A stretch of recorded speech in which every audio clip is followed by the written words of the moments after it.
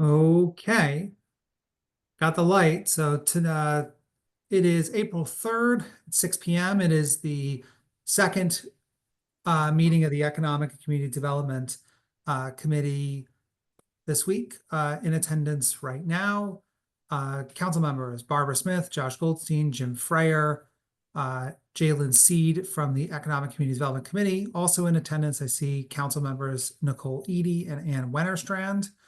I know there will be at least one council member logging on in a second. So I'll note her attendance when I see her on the screen. Okay. Excuse me.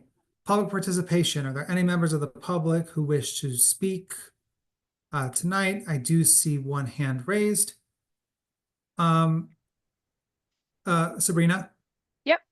I see on the attendees list, I see Jay Habansky and Melissa Lepore. Those should be panelists if they aren't already. I just promoted them, so they should Perfect. Great. be rejoining. All right. So then I see one person who wants to do public comment. I'll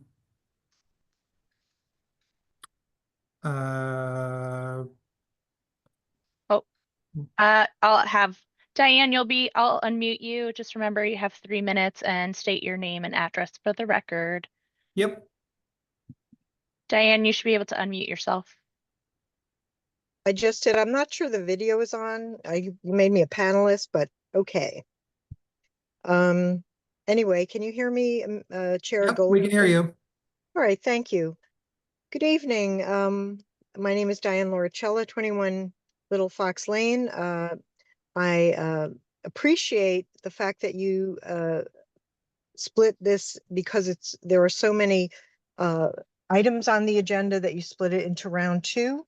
I won't reiterate all of what I said last time, but I wanted to finish what I was going to say. Again, I remind you all of wants versus real needs. Please show restraint. Please consider a separate public hearing. I know the public could speak before your general council meeting next Tuesday, but I really think there's a lot of fat and a lot of changes that should be made on this budget, and you have the right to, I think, to have an additional public hearing under park maintenance, again under the ops and public works. I wanted just to state that some of you have corresponded with me. I sent us at least one email.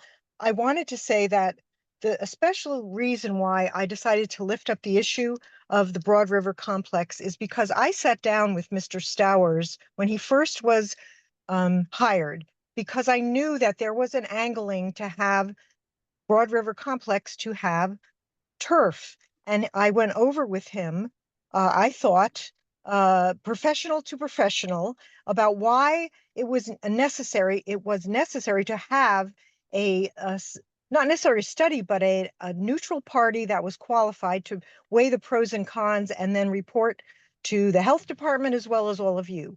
He implied that was going to happen, as did the mayor, over 3 years ago. It has never happened to my knowledge. It should be made public if it has, but that is why you should not approve Broad River until they remove their cockamamie idea for the infield. I also wanted to state that under finance with the information tech projects, our website is renowned for years to be faulty, especially on the home page. It is not being utilized enough to tell people about things such as the budget. It should have been very simple to do. Again, under police, I believe it is time that they do not get as many cars and vans as they want to get every year. They do a fantastic job, but they have to show restraint also, because all of us have to show restraint. Under business development, I ask that the special events be cut in half, and that once again, I ask that they look to the commercial and corporate entities in our city to help underwrite more of the special, wonderful special events they have, and they refuse to do it. They just have in-kind services, but that is not enough. And then lastly, under parking authority, they're asking for, I guess, bonding of 1.75 million, but I thought they were supposed to be an entity that paid for themselves. Now, I don't know if this is coming out of taxpayers' pockets, but I think that the parking authority should be audited. And I do believe the time has come to see whether or not they are properly managing parking in our city and whether they're not giving back the money they make to our general fund like they should. So with that, I say thank you, but for hearing me. And I wanted to say lastly that many of you, some of you are running for election of one kind or the other. Your vote on this and all of the reasons you say you're going to vote for the Broad River Complex will fall short because you must have Mr. Stowers and the administration remove the artificial turf. He snuck it in, and I am very sad about that as a citizen in Norwalk that tries to help my fellow government officials and my citizens. Thank you very much for Thanks, allowing me to. Diane. Okay, are there any other members of the public who wish to give public comment? I don't see anyone else in the attendees list. I want to note for the record that Councilmember Darlene Young is in attendance. And I just want to check and see if, okay. So yeah, yep. So Councilmember Darlene Young is here, so we know that for the minutes. Okay, so we're moving into new business. So we have 2 items of new business, and then we will start with a capital budget. I just want to note, I am going to sort of make an executive change here and move transportation, mobility, and parking to the number 4 spot. I just know that they have to go on to another meeting or something, and I'm trying to move around schedules as best as possible. But with that, let's start with new business. So A, authorize the mayor, Harry W. Rilling, to execute a contract agreement with GL Capasso Inc. in the amount of $1,735,827 for project NPA 2025-01, repairs and improvements at the Haviland parking garage. Do I have a motion? Councilmember Fryer. Who from TMP is actually, I think it's from Norwalk Parking actually, who's speaking on this one tonight. I don't know who's actually. Hi, Councilman. It's Brian Lutz. Oh, hey, Brian. I'm All sure right. Jim- I didn't see you there. I was. Yeah, looking it's for okay. you. I have a guy that's next door doing tree removal, and a bunch of blowers are there. So I hope Okay. it's not too loud and obnoxious. If it is, please let me know. I'll try to go. No, you I'll seem try to be get somewhere fine. quieter. Cool. So and I know Jim Travers is on as well. He's going to I'm sure he'll jump in to add any context that I might miss. But thanks for hearing me today. In 2022, a comprehensive assessment of the parking authority assets identified critical structural and concrete repairs needed at the Haviland parking garage. Recognizing the facility's essential role in supporting local business and visitors, we developed a plan to address these concerns while also improving the overall user experience. This assessment has been instrumental in organizing and prioritizing repairs across the parking authority's assets. And it'll actually come up a little later with the capital request that we put in. After opening bids on the 24th of February and conducting a thorough review of proposals, the parking authority determined that GL Capasso offered the most competitive and qualified submission. Subsequently, at the March 26 Parking Authority Board meeting, the Commission approved awarding this contract to the lowest bidder, ensuring both fiscal responsibility and high-quality repairs.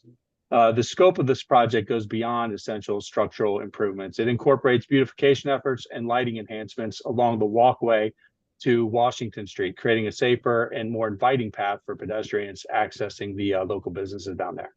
Additionally, there's an inclusion of a new stairwell and a gateway better identifying the location as actual public parking lot. Because if you ever drive down Haviland, it says Haviland parking deck. It can be kind of confusing for visitors here. So we're repurposing that gateway sign to say public parking. To ensure the successful funding and execution of this project, we are utilizing a combination of the capital funds and MPA resources. And tonight, we respectfully request a vote to authorize the mayor to execute a contract agreement with GL Capazzo in the amount of $1,735,824 for this project. And happy to field any questions. Thank you.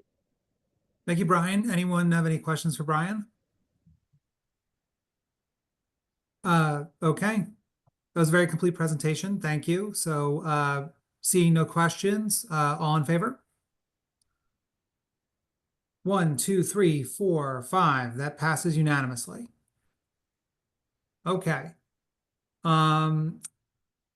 Next item on the agenda. Sorry.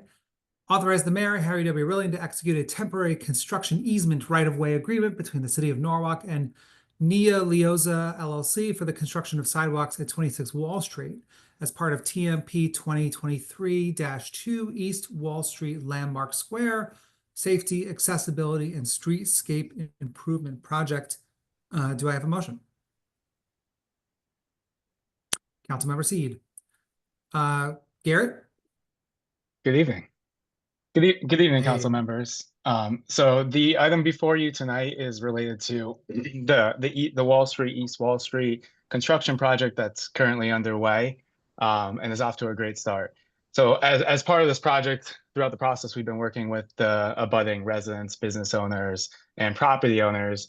And the item before you tonight is really just simply a construction agreement and a right to access their property. It's really necessary in order to create one continuous uniform sidewalk and all the transitions needed to access the front doors for the several commercial spaces at 26 Wall Street and to grade the sidewalk in to provide maximum mobility and access to the new curb line that we're implementing as part of the project. Per the agreement that you have in front of you, the property owner for 26 Wall Street will reimburse the city for any of the new sidewalk or additional sidewalk needed on private property. But most importantly, this agreement allows all the work to be done by one contractor under one contract to ensure that we get the right final product at the end of the day. I'm happy to answer any questions about the project or the agreement itself. Thank you, Garrett. Does anyone have any questions for Garrett? 2 for 2, very complete synopsis tonight. With that, all in favor? That is unanimous. All right, thank you. Thank you. Okay. That was in record time. So that's A and B. Now we're at C. We're going to talk about, again, the capital budget for 2025, 2026. As we discussed, there's a lineup. We did add building and code enforcement because we realized we didn't actually have them in the lineup. And I am making a change by adding transportation mobility parking as number 4. So building and code enforcement will go number 5, but number 1 is the Norwalk Police. I see Chief Walsh. I don't know if I think Deputy Chief Lepore is here as well. I saw her name earlier. So I don't know who's going to take the lead here, but I turn it over to you. Good evening, everyone. Yes, for capital improvement projects for 2026, item number 1 is cars and vans. We are requesting $950,000. Currently, our prisoner van is approximately 20 years old. 2 years ago, the state of Connecticut mandated that all prisoners shall be seatbelted while in transport. After a tragedy in another jurisdiction in Connecticut where a prisoner died after an accident, we had to retrofit a lot of the older equipment in the van to have seatbelts, but it's not optimal. It has seatbelts, but it's not optimal condition. Also, we are required by CALEA to have videotaping cameras on our prisoners when we are transporting them. So we also had to adapt a mounting of a body camera so it could be videotaped when the prisoners are going to court. It's not an optimal situation because we have problems with the mount and sometimes it falls off. So that van needs to be replaced to bring it up to proper specifications in regards to prisoner safety and seat belts in proper rows, and to have it also equipped with video cameras in there so we don't have to mount a body camera which the officer takes off his person and mounts it there and records the prisoners while they're going to court. So that project, we're estimating between $150,000 to $175,000 by the time we get the van and have it fully retrofitted to specifications that we need for CALIA and to satisfy the state of Connecticut's seatbelt requirement. The other money for 2026 would just be normal patrol cars. We're approximately only 8 vehicles. This year, in past years, we've always asked for more cars, but due to rising costs, it would probably, before they reach headquarters, each vehicle will cost the police department between $85,000 and $90,000, with a dramatic increase in cost of the car and upfits and modems and dash cams and the laptops that we put in there. We did estimates currently between $85,000 and $90,000 a car. So that is item number one. It will be 8 cars and 1 prisoner van for 2026. Okay. The second item is crisis response equipment.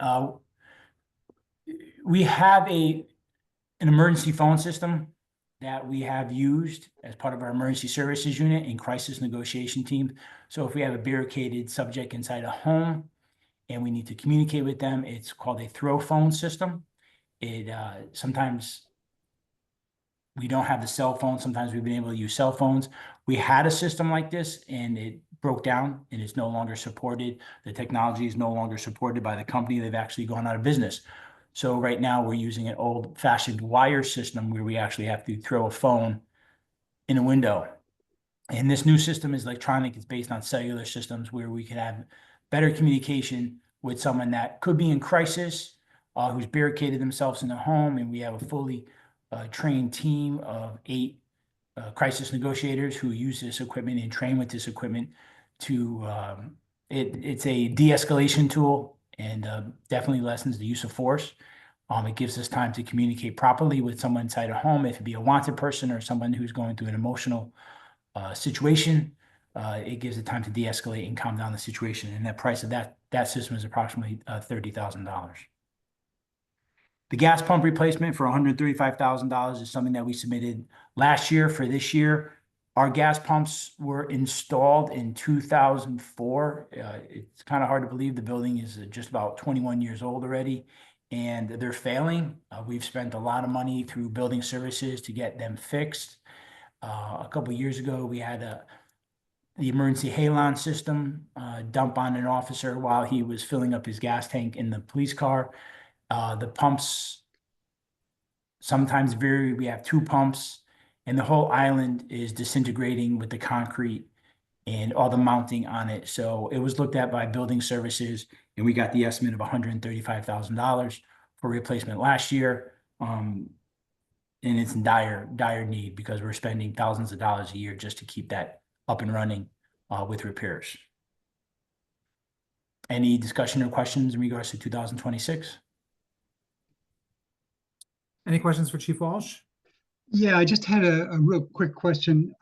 Looking through the book for 2026, it calls for 10 cars, and I know you said that you reduced that to 8 cars, and then there's 8 cars in 27. Well, it's 8 cars and 1 van this year, is what he said. Yeah, I know. That's why I'm asking the question, because it says 10 cars. So you've changed that to so the van that you're going to get, instead of the 10 cars, you're getting 8 cars and a van, right? Well, And van is about the same price. It's about the same price. I lowered the expectation from 10 to 8 based on the cost of the cars. It took a long time to get estimates from the supplier this year for some reason. So we submitted that in the fall, and I just recently got prices since the new year, and they've dramatically increased. So I scaled it back, but the prisoner van is definitely priority for the police department. And you know, I know that the city's been very generous and cooperative in replacing the fleet. That was our issue in 2022. But as you know, if we don't maintain, we may not have a problem in that year. The problem comes a couple years down the road. Yeah, no, absolutely. I understand. And those cars are going 24/7 too. Are they hot cars? They're all hot cars? Excuse me? they hot cars? Yeah, they're what we call hot seated. Yeah. Yeah. So a lot of them, so we do go through a lot of maintenance on them. It's just part of the system. So we're always have a rigorous maintenance system and keep them going. And some of the cars we bought 2 years ago already have 45,000 miles on them. They put a lot of miles on them in 1 year, Yeah. or even more than that. Okay. Yeah, I just wanted to be clear on the numbers, that's all. Understood. Okay, does anyone else have any questions for Chief Walsh? Thank you, Chief Walsh. That was a very informative synopsis. Really appreciate it. Do you want to discuss 2027 or just 2026? No, let's keep it to 2026 because that's all we're voting on this year, even though it's great to have the information and we kind of can see what's happening next. That's we've been keeping the discussions to this upcoming year. So Okay, thank you. you're all set. Thank you very much. Thanks, Chief. Have a good evening. You as well. Fire Department. I know Chief Gatto, I think Deputy Chief Conte and McCabe are all on the line, correct? Yes, sir. I don't know can you hear me? Yep, we can hear you. Okay. Thank you, Mr. Chairman and members of the committee. So we have 7 projects in this year's capital project summary. 2 of them were put in from previous years, and I'll give you a quick history of each, well, only 2 of them actually. So the Station 4 project, which is a addition and renovation for the firehouse, which is on Westport Avenue. Currently, it is a 1-engine 4 firefighter station. We've been looking since fiscal year 24 to put an addition on that can house 8 firefighters. It'll house the transfer of one of our trucks from Broad River to that station. It will equalize the manpower across 3 of the busiest stations throughout the city from 4 to 8 firefighters. And just to show you the cost, we started with 2.5 million. And that project was cut. And then in year 25, we put in for 3 million. That was cut. And then earlier last year, the mayor wanted a complete cost analysis, which we went out and did. And the cost analysis came in at just under $4 million. So that's where we are right now. We put in for $4 million for that project. The second one, the apparatus replacement plan, is a replacement of a ladder truck, which is currently housed at Broad River Station 1. Question? No, I think you can keep going. Okay. So we have a apparatus replacement schedule, which we have all the way out to the year 2043, believe it or not. Every engine is we look to replace after 12 years, and the trucks we're looking to replace after 15 years. This piece of equipment we put in last year because we know that the lead time in the industry now is 4 years to get a new piece of equipment, especially a ladder truck. And last year we put in for 2.5 million. And this year the price has gone up to 2.9 million. And it's going to replace a 1995 65-foot ladder with a brand new 100-foot ladder. Those are the 2 biggest items that we have on our list. The next item is the SCBA harness replacement. You might remember the last couple of years, this is I'm sorry, Chief, I saw Councilmember Seed's hand is up. I don't know if you had a question about the item he just spoke about. Okay, I can't see, all I see is this. No, that's okay. That's my okay. job. That's my job, Chief. Okay, Good evening, Chief. all right. I just wanted you to just speak about I know we brought it up before, we spoke about it in the committee. If you could just talk about how, like, if we lock this price in now, We don't have to worry about the price going up. We lock this price in until we get the vehicle. Yes, you're correct. So, the price tag is 2.9 million. If you go to contract, that is the price. They can't raise the price anymore, even though it takes 4 years before we take delivery, and we do not pay anything until we take delivery and we approve the vehicle. Does that answer your question? Yes, I think it's for the public and everybody. It's just good for them to hear that again. Okay. Thank you. No, that's a good point. Yeah, we don't really pay for it until it actually rolls into the city. So item 3 is the SCBA harness replacement. It's the last phase of a 3-phase plan that we have. NFPA standard for breathing apparatus was changed a few years ago, and we've already, the council already has approved, and we've already purchased face pieces, regulators, air bottles. This item for 720,000 is the actual physical harness that puts all this stuff together that they wear on their back. So it's 60 units comes out to that price. The next item is the fire marshal replacement plan. We have been on a regular basis replacing the Ford Escapes from 2012 with Ford Rangers. Several different reasons. One is it separates all their dirty equipment from being inside their cab for health and safety. And we're asking for 100,000 because that will we'll be able to buy 2 vehicles, and I believe that is the end of our plan as far as replacing those vehicles. Number 5 is a generator replacement. That was, I believe that was also in previous year budget. This is the apparatus maintenance garage on Fairfield Avenue. We have a 1989 building generator that is pretty much on its last legs. It provides all the air compressors and everything in that building. And the mechanic is looking for 125,000 for that generator replacement. And the number 6 is the Emergency Operations Center room equipment upgrade.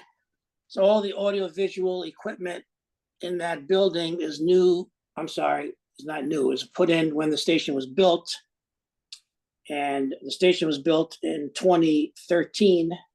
So it's 11 years old already. And as you know, technology changes, and it's time to upgrade a lot of the equipment that's in there. And number 7 is, it's called building repairs. It's a general building repair that we usually put in every year. Sometimes it gets approved, sometimes it doesn't. That's for $50,000. So those are all of the projects, and I'll be happy to answer questions for anybody. Thank you, Chief. Does anyone have any questions for Chief Gatto? Jim?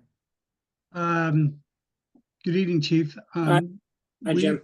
We've been talking about the new firehouse for quite a while, as you reiterated. Again, you know, we gave some money last year. I know you didn't get the $3 million last year, but we did at the last minute give some money. Yeah. And I think Yes. the main issue there was the restrooms, the locker rooms, the bathrooms and stuff like that were a real mess. That was all cleaned up, right? Well, we did, you were generous to give us, I believe, 150,000 that we added to the repair fund. Chief Conti is our facilities chief, and he's been pretty much on top of that station. So Mark, if you want to Yeah, answer the councilman's question. sure, Chief. So basically we've been repairing. It's not enough money for replacement. At this point, the showers need full replacement. They've rotted through. We have cracks in the tiles that go through, and it leaks down to the basement. We've had repairs done. We actually had them come in and retile a portion of the main shower. It's since cracked again, so we've had them back to do that. They did a series of, of cosmetic where we had some leaks in the roof. We had the roof patched, and we had tiles replaced. We are actually going to be replacing the overhead doors that have been a big issue with us. So those are actually on order. They should be in a couple weeks, actually. So there's definitely been a lot. There's a lot of heaters. There's some issues with the apparatus floor heaters. So we've been making various repairs. But what's really occurred is that those are repairs. And the building was built in 1967, and we're at the point where it needs to be completely renovated. And for us to have this opportunity to also relocate the equipment, all of our resources to better suit the city, it seems to be a prime opportunity for us, because the building really from top to bottom needs to be done. And we've also added, when we did our scope and we did our full comprehensive, we actually had a cost analysis back in 2022, but this is we did a new comprehensive cost analysis, and we've added in all remediation, because there's asbestos tiles, there's asbestos insulation on the pipes. So all of that abatement will be added as well. So really that the money given last year was great, and it was a huge help to help repair and get the building. So there's these issues were not just sort of lingering.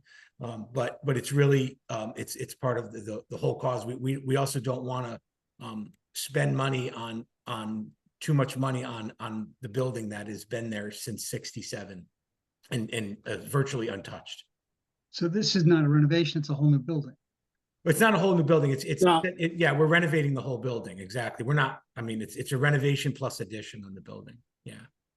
Okay, so how much of this is going to be the addition? Because the addition is really, or this whole thing is precipitated by the fact that you're going to be moving equipment up there and manning the station with 11 more firefighters.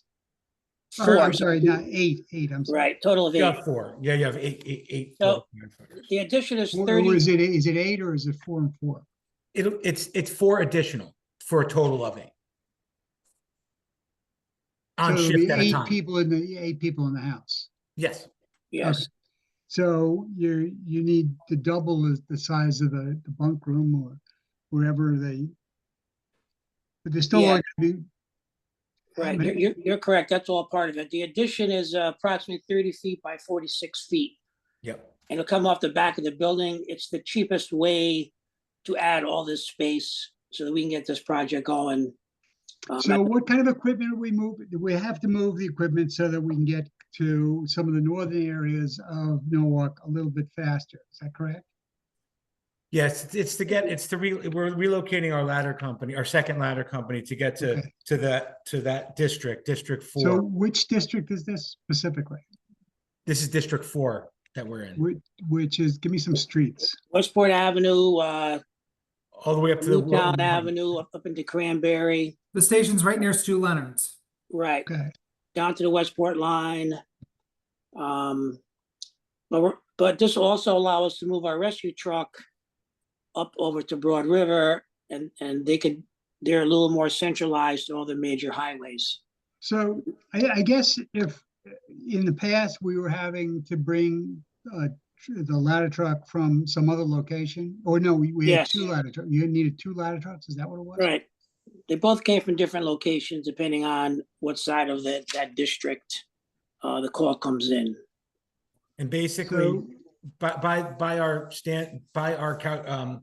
studies, any second due company in that district, especially on a structure fire, arrives, roughly 3 minutes after, 3 to 3.5 minutes after the first engine 4, which is the first arriving company, arrives. And that's it's simply a very long time. So what that would do is, again, even out the coverage, and now which will allow an engine company and a ladder company to be operating on scene at the same time, which is an immense advantage, where you can start tackling all of the things that need to be done right in the beginning of a fire, where you have an engine company that is they're the water supply stretching the water to put it out.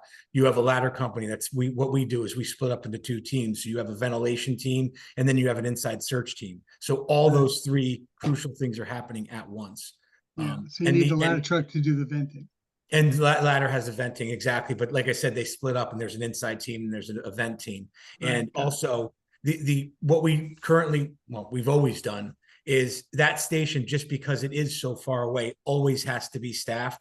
So if that company is out for training, if that company is doing anything, we're always relocating another company to that station. This enables the stations to be staffed all the time. Even if that company's out or one of those companies out, we always have a company in that station.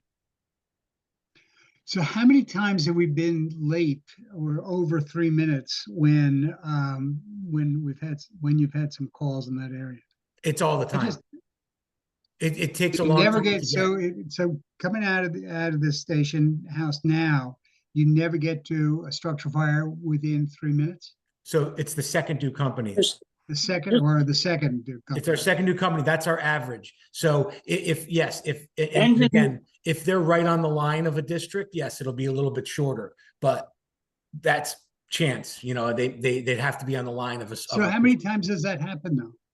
That you're not getting there within 3 minutes? Well, it happens quite often because their district they have the largest district actually in the city. So they're not always operating on the bottom of their district. They're operating all over their district. So that happens. I mean, again, because again, a calls happen at all over the district. So one year it might be more than another year. 1 month it might be more than another month. It depends on where the call.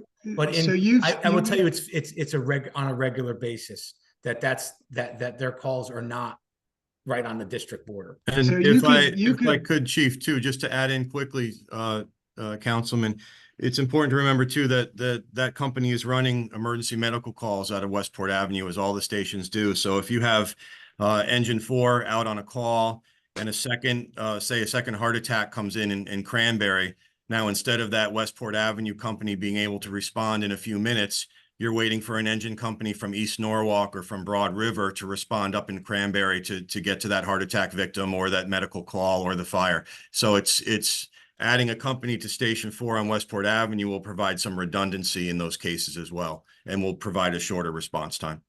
So how many times does that happen? We have companies moving all over the city on a daily basis, covering each other. So, and because that's what I'm getting to is, excuse me. Yes.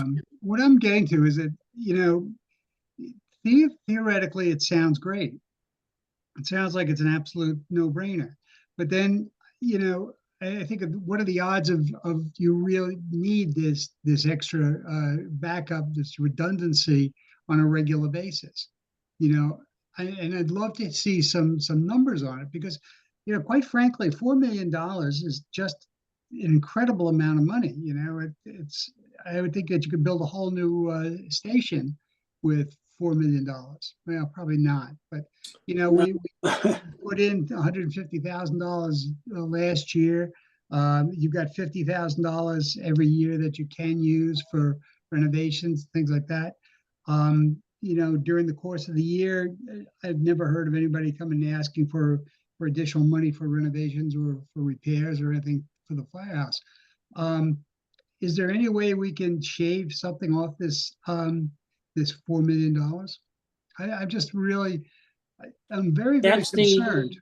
That's the bottom line that the cost analysis came in. We are shaving $180,378 because they want a fire pump put in there, and we're saying we don't need a fire pump.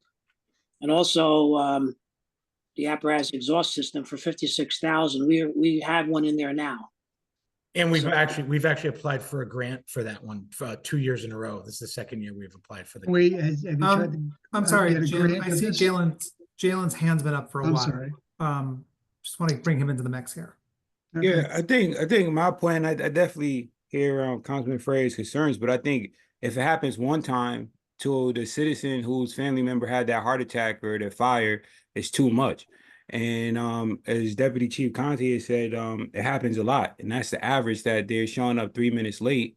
And to me, that's very concerning with the city being such a growing city. To me, that's just really concerning. And I mean, how could we shave money off of this? I mean, we could have shaved money off of it if we would have approved it a couple years ago. Yeah. Right, the price just keeps going up. So I mean, and yeah, we did give them money for patchwork, and it was great because it did help improve things. But that's money that we spent because we couldn't approve it at the time. So I definitely hear your concerns, but I think that if we keep patching this, it's just going to keep, the situation is going to keep getting worse. And if it's not fixing this problem, I think it's just cheaper to actually resolve the issues, and instead of just keep throwing money at it, patching it just so it lasts another year, and then we just have to keep throwing money at it every year while prices are going to keep going up. So to me, I definitely, like, I hear it, and like the stats, I get it, but I mean, if it was my family member that had a heart attack and the fire truck showed up 3 minutes late, to me, that's just not acceptable. Councilmember Smith. Yeah, I'm just going to add a personal note because, my family was in that situation just a few months ago where we had to call EMS, and we had a middle of the night scare with my husband. So I wouldn't have wanted to have waited more than 3 minutes to have the EMS here in the middle of the night to get my husband to the hospital. I absolutely would not want that experience. Yeah, and just to clarify, we do cover that station with other companies on a daily basis. That station it's our standing order that it's never uncovered because it's the second busiest district in the city, and it is the largest district in the city. So even if they're doing training for an hour, we have somebody cover because it's that important for us for the call response time, because it can be that much further depending upon where the call goes. We obviously don't know where the call is going to be in that district, but that we do that on a daily basis. I mean, look, I remember we thought about it, and this was a project that was up for discussion, I think as recently as last year. I think it's when this started was last year. And I think we more or less came to this conclusion last year, but it wasn't actually in the budget, so we couldn't actually approve it. Now it's actually in the budget. And I think what Jalen and Barbara, but certainly what Jalen said is, I mean, I agree with that. So that's my personal view on it, but. Well, I don't disagree with that at all. Obviously, I rely when my wife was very ill and before she passed away, we were calling on the company from Meadow Street quite often, and they were great coming, and I have all the admiration in the world for them and thankfulness and pray for them to be able to do it all the time. My question really is just how often does this happen? And I hear, oh, it happens a lot, or it happens a couple of times, or, how many times? Is it 4 minutes late, 3 minutes late, 2 minutes late? I would like to have seen more details and statistics on the performance and how that performance would improve with this renovation and with the reallocation of personnel. And Chief Conti, you've explained this to me, and I thought it was a brilliant idea how you could rearrange people and move them around and get better response and all that. I think it's a great idea, and the thinking is really good. But I just didn't see the backup to the plan. That's all. So, Councilman, if I Frere, could- can I just say one thing? Off the top of my head, and Ed might know it better than me, but Station 4, I believe, went out almost 1,800 times last year. Yes, around- Chief, that's what I was going to Around interject that as well. So figure. it gives you an So idea. Every time that station goes on a call, there's nobody else that could respond if another call comes in. So to answer your question, how many times does it happen? It could happen 1,800 times in that 1 year. Does it happen? No, it doesn't happen every single day. And I don't have the numbers in front of me, but it happens more than you would think. And it's the main reason that I would like to get this addition and everything approved to be able to equal the manpower displacement across the city. just for that reason. If engine 4 goes out, there's another truck there that could take another call. So go ahead, Ed, sorry. I was just going to back up what you were saying with those numbers, Chief. So Engine 4 did 1,790 calls in 2024. It did 1,908 calls in 2023. So on average, as the chief said, there's 1,800 times a year that engine is out on a call, that there's nobody covering that district. So it gives you an idea of the frequency. And the department does 8,400 calls a year. So there's quite regularly, and we could get the numbers, we could run the reports. But quite regularly, we have to dispatch a company from another district to cover that second call in Station 4's area. Or to fill in case a second call comes in. Yeah. Correct. And that figure I was saying. it's And the I second think that's what, I'm Yeah. sorry. Oh, no, I I'm think sorry. that's I was what you just were saying, yeah, I'm sorry. Go ahead. No, Mark, I think that's what you were saying, is that there is always somebody else there to back up. There's always somebody in the house when the rest of the team is out. But yeah, but that company would be pulled from another district. So it's, if we need to Right. cover Station 4, that's Engine 1 from Broad River, or it's I Engine got 3 it, from East North. got it. Yeah, and just important to note, when we're saying first due, second due for everybody, if you don't understand. So Engine 4, that's their first due district. They're getting there first. So when I'm using terms of, second due is a 3 minute, 3.5 minute on average. So you're adding that to Engine 4's response time. So if it takes Engine 4 minutes to get to the top of their district, you're adding 3.5 minutes to that. And that would be a 7.5 minute response time for the second due engine. So just for clarification. Yeah, see, that makes it, that's a more impressive story when I hear it that way. Okay, I have no more questions. Thank you. Thank you. Okay. Does anyone else have any questions for the Norwalk Fire Department? Okay, thank you all. Okay, thank you, everybody. Have a everyone. good night. Have a good night. Thank you. Thanks, guys. Okay, next is information technology. Good evening, everyone. Can you hear me well? Yes, Joyce, thank you. Thank you. All right, so the total IT capital request for the fiscal year 2025-2026 is $625,000. So I only have one line item, but under this line item, there are 4 critical initiatives that align with the POCD code 11.1B, which is continue to update, modernize, and maintain Norwalk's infrastructure and the city facilities. So CTIT is aiming at sustaining, enhancing city's infrastructure, improving support for existing system, and strengthen the security for public service. So I have a total 4 items. I'll start with the first one. Is a refresh of the mobile data terminal in patrol cars. That's for the police department. That's $90,000.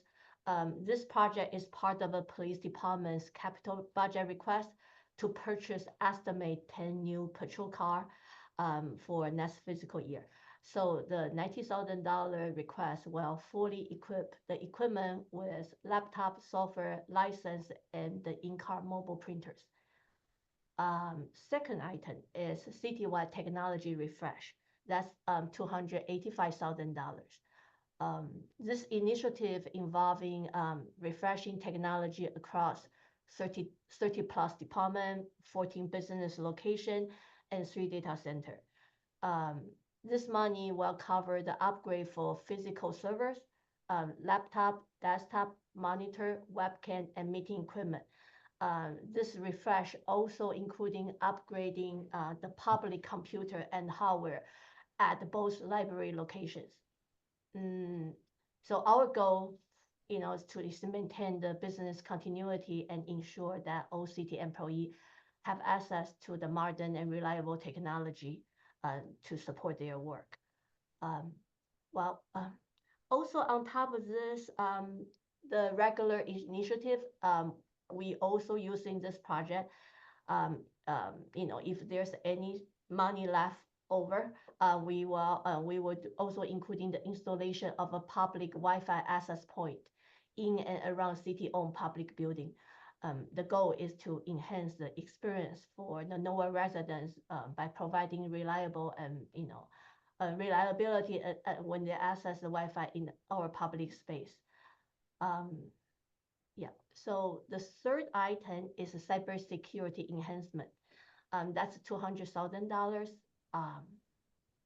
This request is to strengthen our cybersecurity and ensure the continuity of city operations.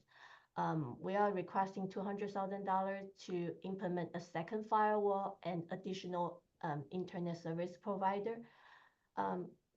Because with our current service contract expire with our primary network service provider at end of the September 2025, it is crucial to establish the redundancy to reduce the risk of the service disruption and provide, additional protection against cyber threat.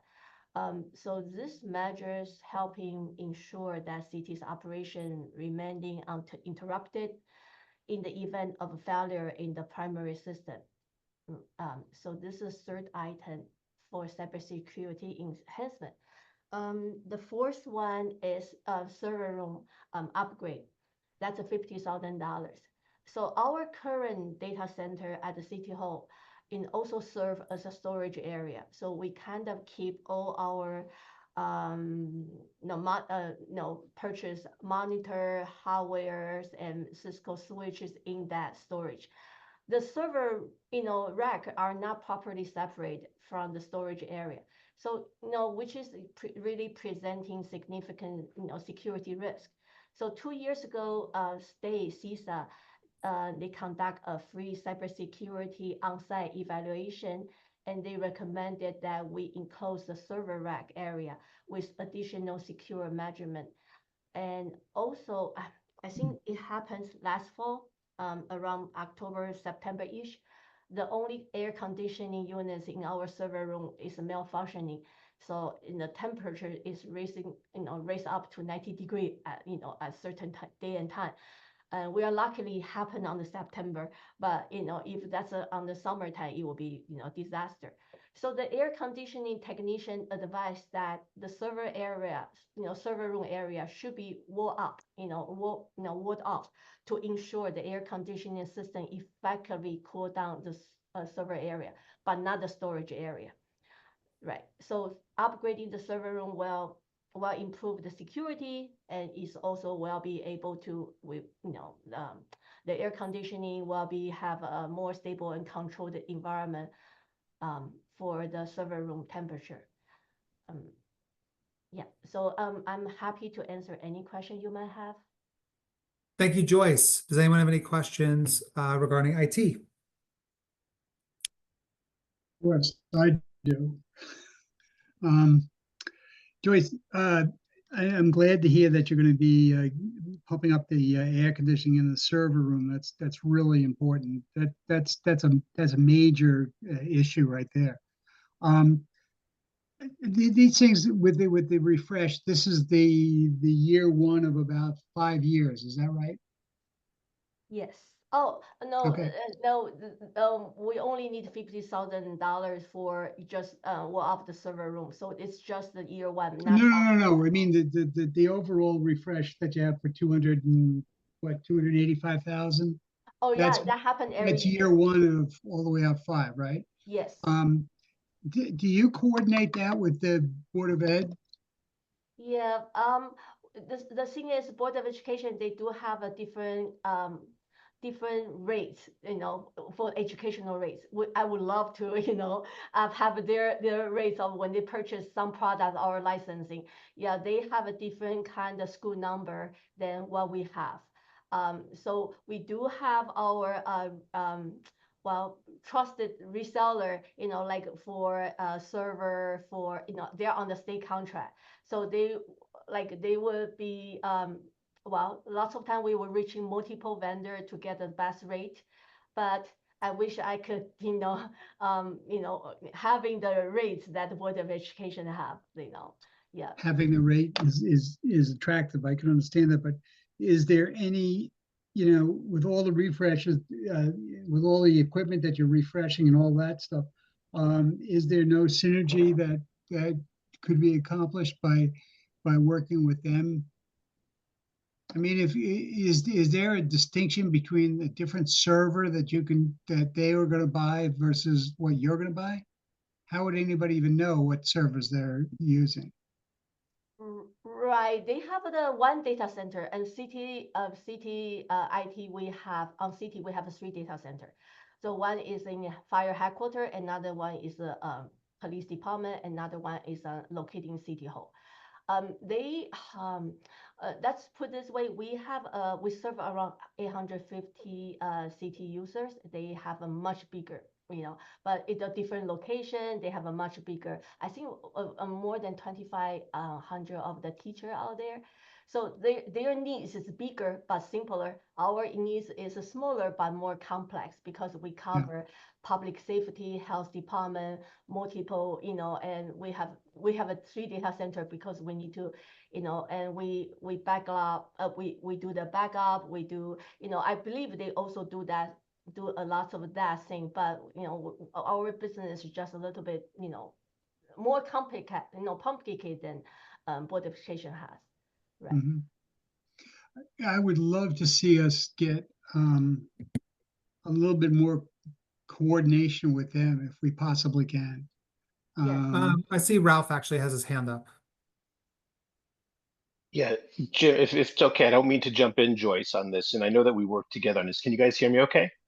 Yeah, fine. So we do actually collaborate on a number of things. I mean, our Cisco phone system is one of the things that I'm asking for in our capital budget that we do collaborate on, that we can share. Jim, in comparison though to those servers, just so you understand, like some of the stuff that I'm asking for, we get E-rate reimbursement. So it's not something that we can share. I get federal funding that actually I have to document to the FCC what I'm using these things for. So it's like I said, we get a reimbursement. So what I'm asking, what we ask for in our budget that you'll see in a few minutes, we actually get some that's the 20% that we have to pay for, not just the other money that we have to use for the servers. That being said, some things they just can't be combined. I mean, it's because we're receiving federal funds for it, but we do talk and collaborate as much as we can. Phone systems, other things, when there is opportunities for buying power, we do kind of work together on a regular basis. Joyce really talks more so with Dave, with my IT director, than me, but to make sure that we actually are kind of in collaboration on any possibilities. Yeah, we've had this conversation, and I'm going to keep on harping on it. And I think that the more coordination and cooperation that you two guys have, the better off it's going to be for the city, and it's going to be less expensive. Or agreed. Less costly. Okay. Thank you. Thank you, Jim. Thank you, Ralph. Does anyone else have any questions for Joyce? Okay, Joyce, thank you very much. Thank you, guys. Have a good night. So this is where I made the switch. So TMP, Jim Garrett. Hello, Chair. How are you? It's just going to be me tonight. Okay. Thank you. Give me 1 second. Let me just get my other screen up to date. So we're all set. So thanks for your time tonight, and thanks for moving it around. We certainly appreciate it. Wanted to run through the requests that we have in front of you. Before I run through the requests, I do feel it necessary to make a comment on a reply to the comment and public comment about the parking authority. So Brian's going to be on for Brian Lutz, our assistant director of parking, will be on for parking authority related items. But I just wanted to clarify that while the city finance department does do the bonding, that it is separate from the city's bond, and it is paid for 100% by the parking authority. We do present the budget to the BET on a yearly basis, and they do the insurance that we can make the debt. The reason it has to go in front of you for that is because at the end of the day, if the parking authority should fail on their responsibility to pay their debt, it does fall upon the city. So The BET does do the assurances that we can repay the debt that's there. So we work very diligently with them for that, but just wanted to make sure that none of the dollars that operate the parking comes from the taxpayer dollars. It all comes from user fees for parking. So just wanted to clarify that issue. Running through our budget tonight for TMP, we have a request for $900,000 for roadway design and reconstruction. So this is largely a project that addresses our transportation improvements throughout the city, always in line with the POCD, the Transportation Master Plan, and our newly approved Complete Streets legislation. It's designed for looking at multimodal safety throughout the city, but also allowing us to respond to citizen inquiries and issues that they alert us to challenges. I think some of the projects that we're highlighting out of this year's budget is we're actually, in accordance with our Complete Streets legislation, going to be installing some bulb outs at the intersection of Ward and Aiken. Those bulb outs will actually shorten the pedestrian crossing distance that we hear many complaints coming from residents. There are no crossings along Ward, so it'll provide safe crossings along Ward, but we are also believing that this design will start to improve road safety by decreasing speed along the corridor. So we're very anxious to move forward with that design. Additionally, we communicate on a weekly basis with our friends up at DPW on all their projects. They are looking at a project for repaving at Wilson. We see an opportunity for us to look at the reconfiguration of the intersection of Wilson at Rowton there at the Rowton School. If any of you have been out there, it's very challenging, particularly at school pickup and drop-off times. So we see, rather than simply just do a mill and pave, we want to look at how that intersection could be redesigned to improve safety there. Additionally, as we in SONO, we are looking, we have applied for and were granted a grant or awarded a grant for overheight detection. Requires the city to do some of the design work on it, but we want to provide an overheight detection to reduce the strikes that occur on the rail bridge on Washington there that causes a lot of disturbances and challenges with the police department responding to backup tractor trailers who attempt to go under the bridge.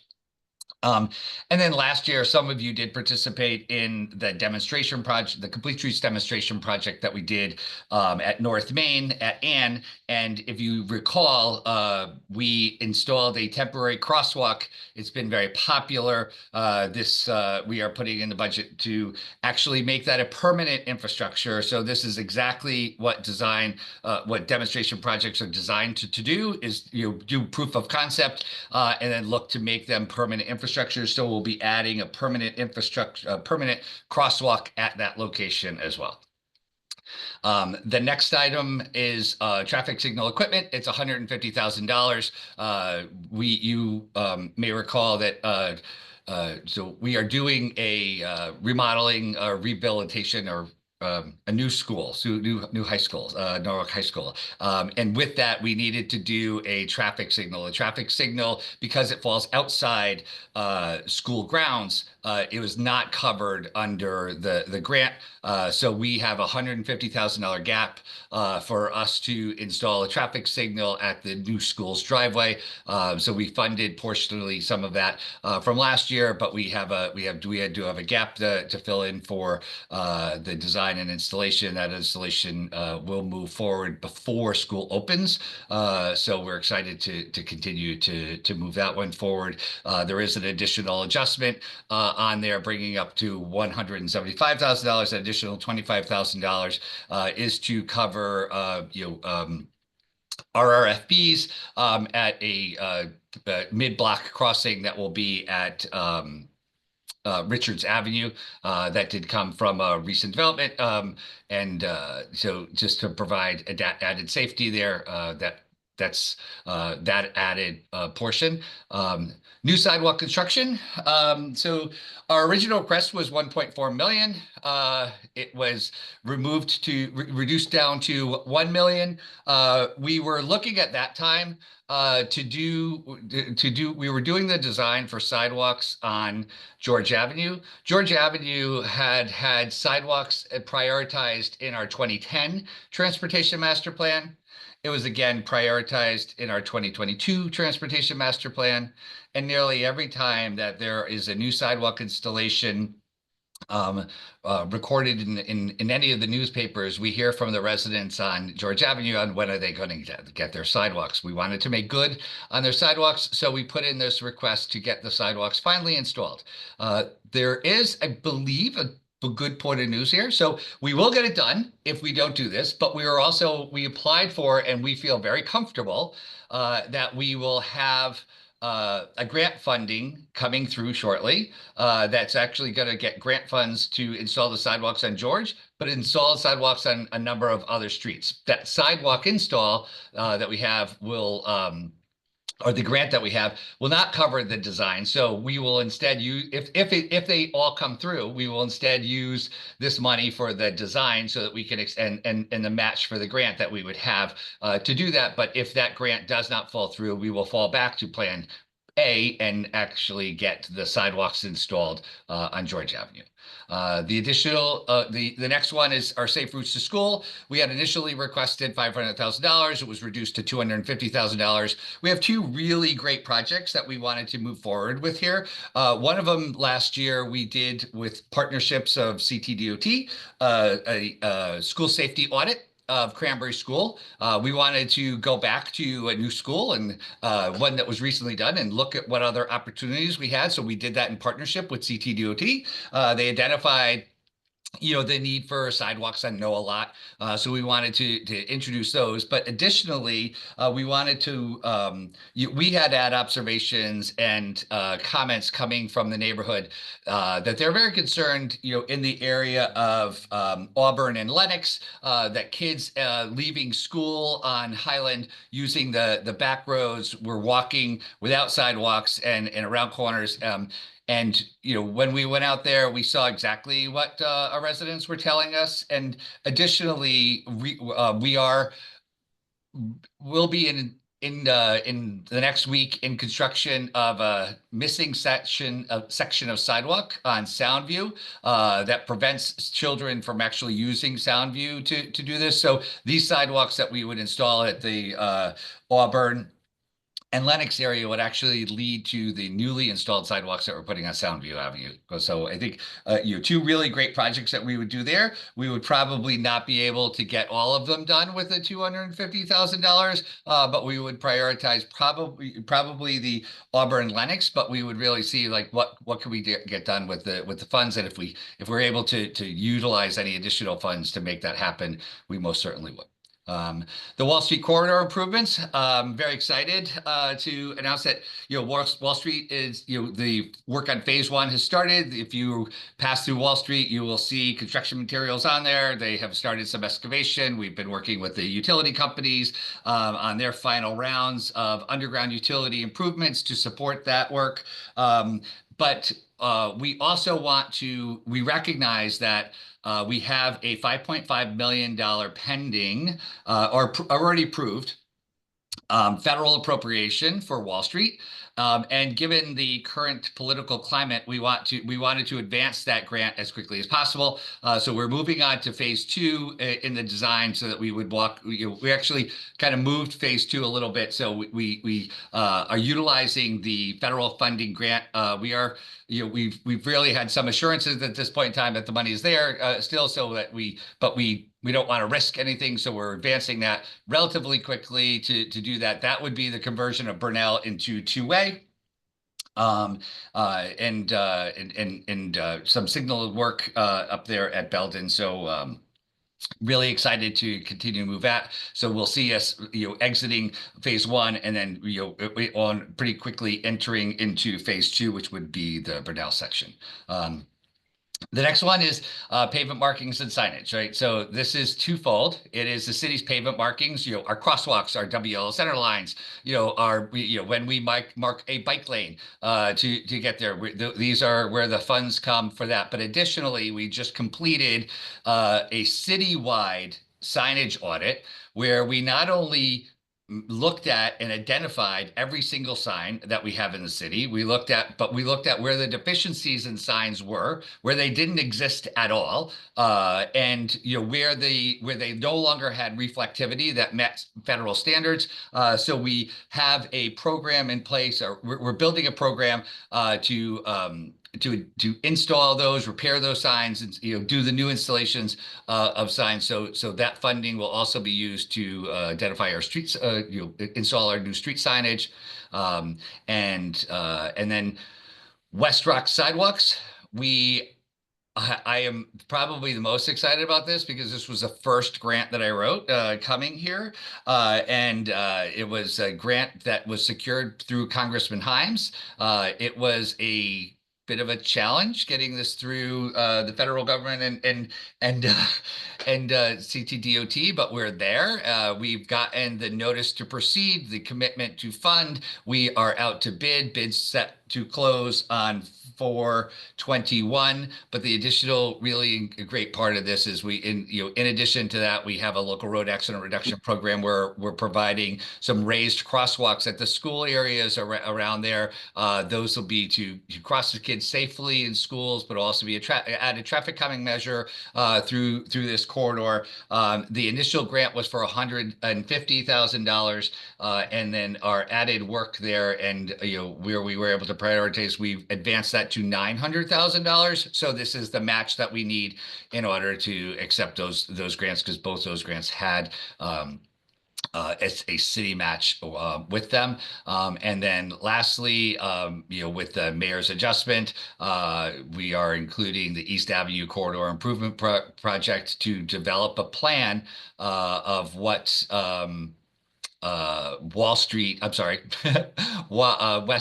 East Avenue, sorry, may look like in the future. So develop a plan to there. So there'll be a lot of community involvement with that as we move forward. And then lastly, this is really lastly, sorry.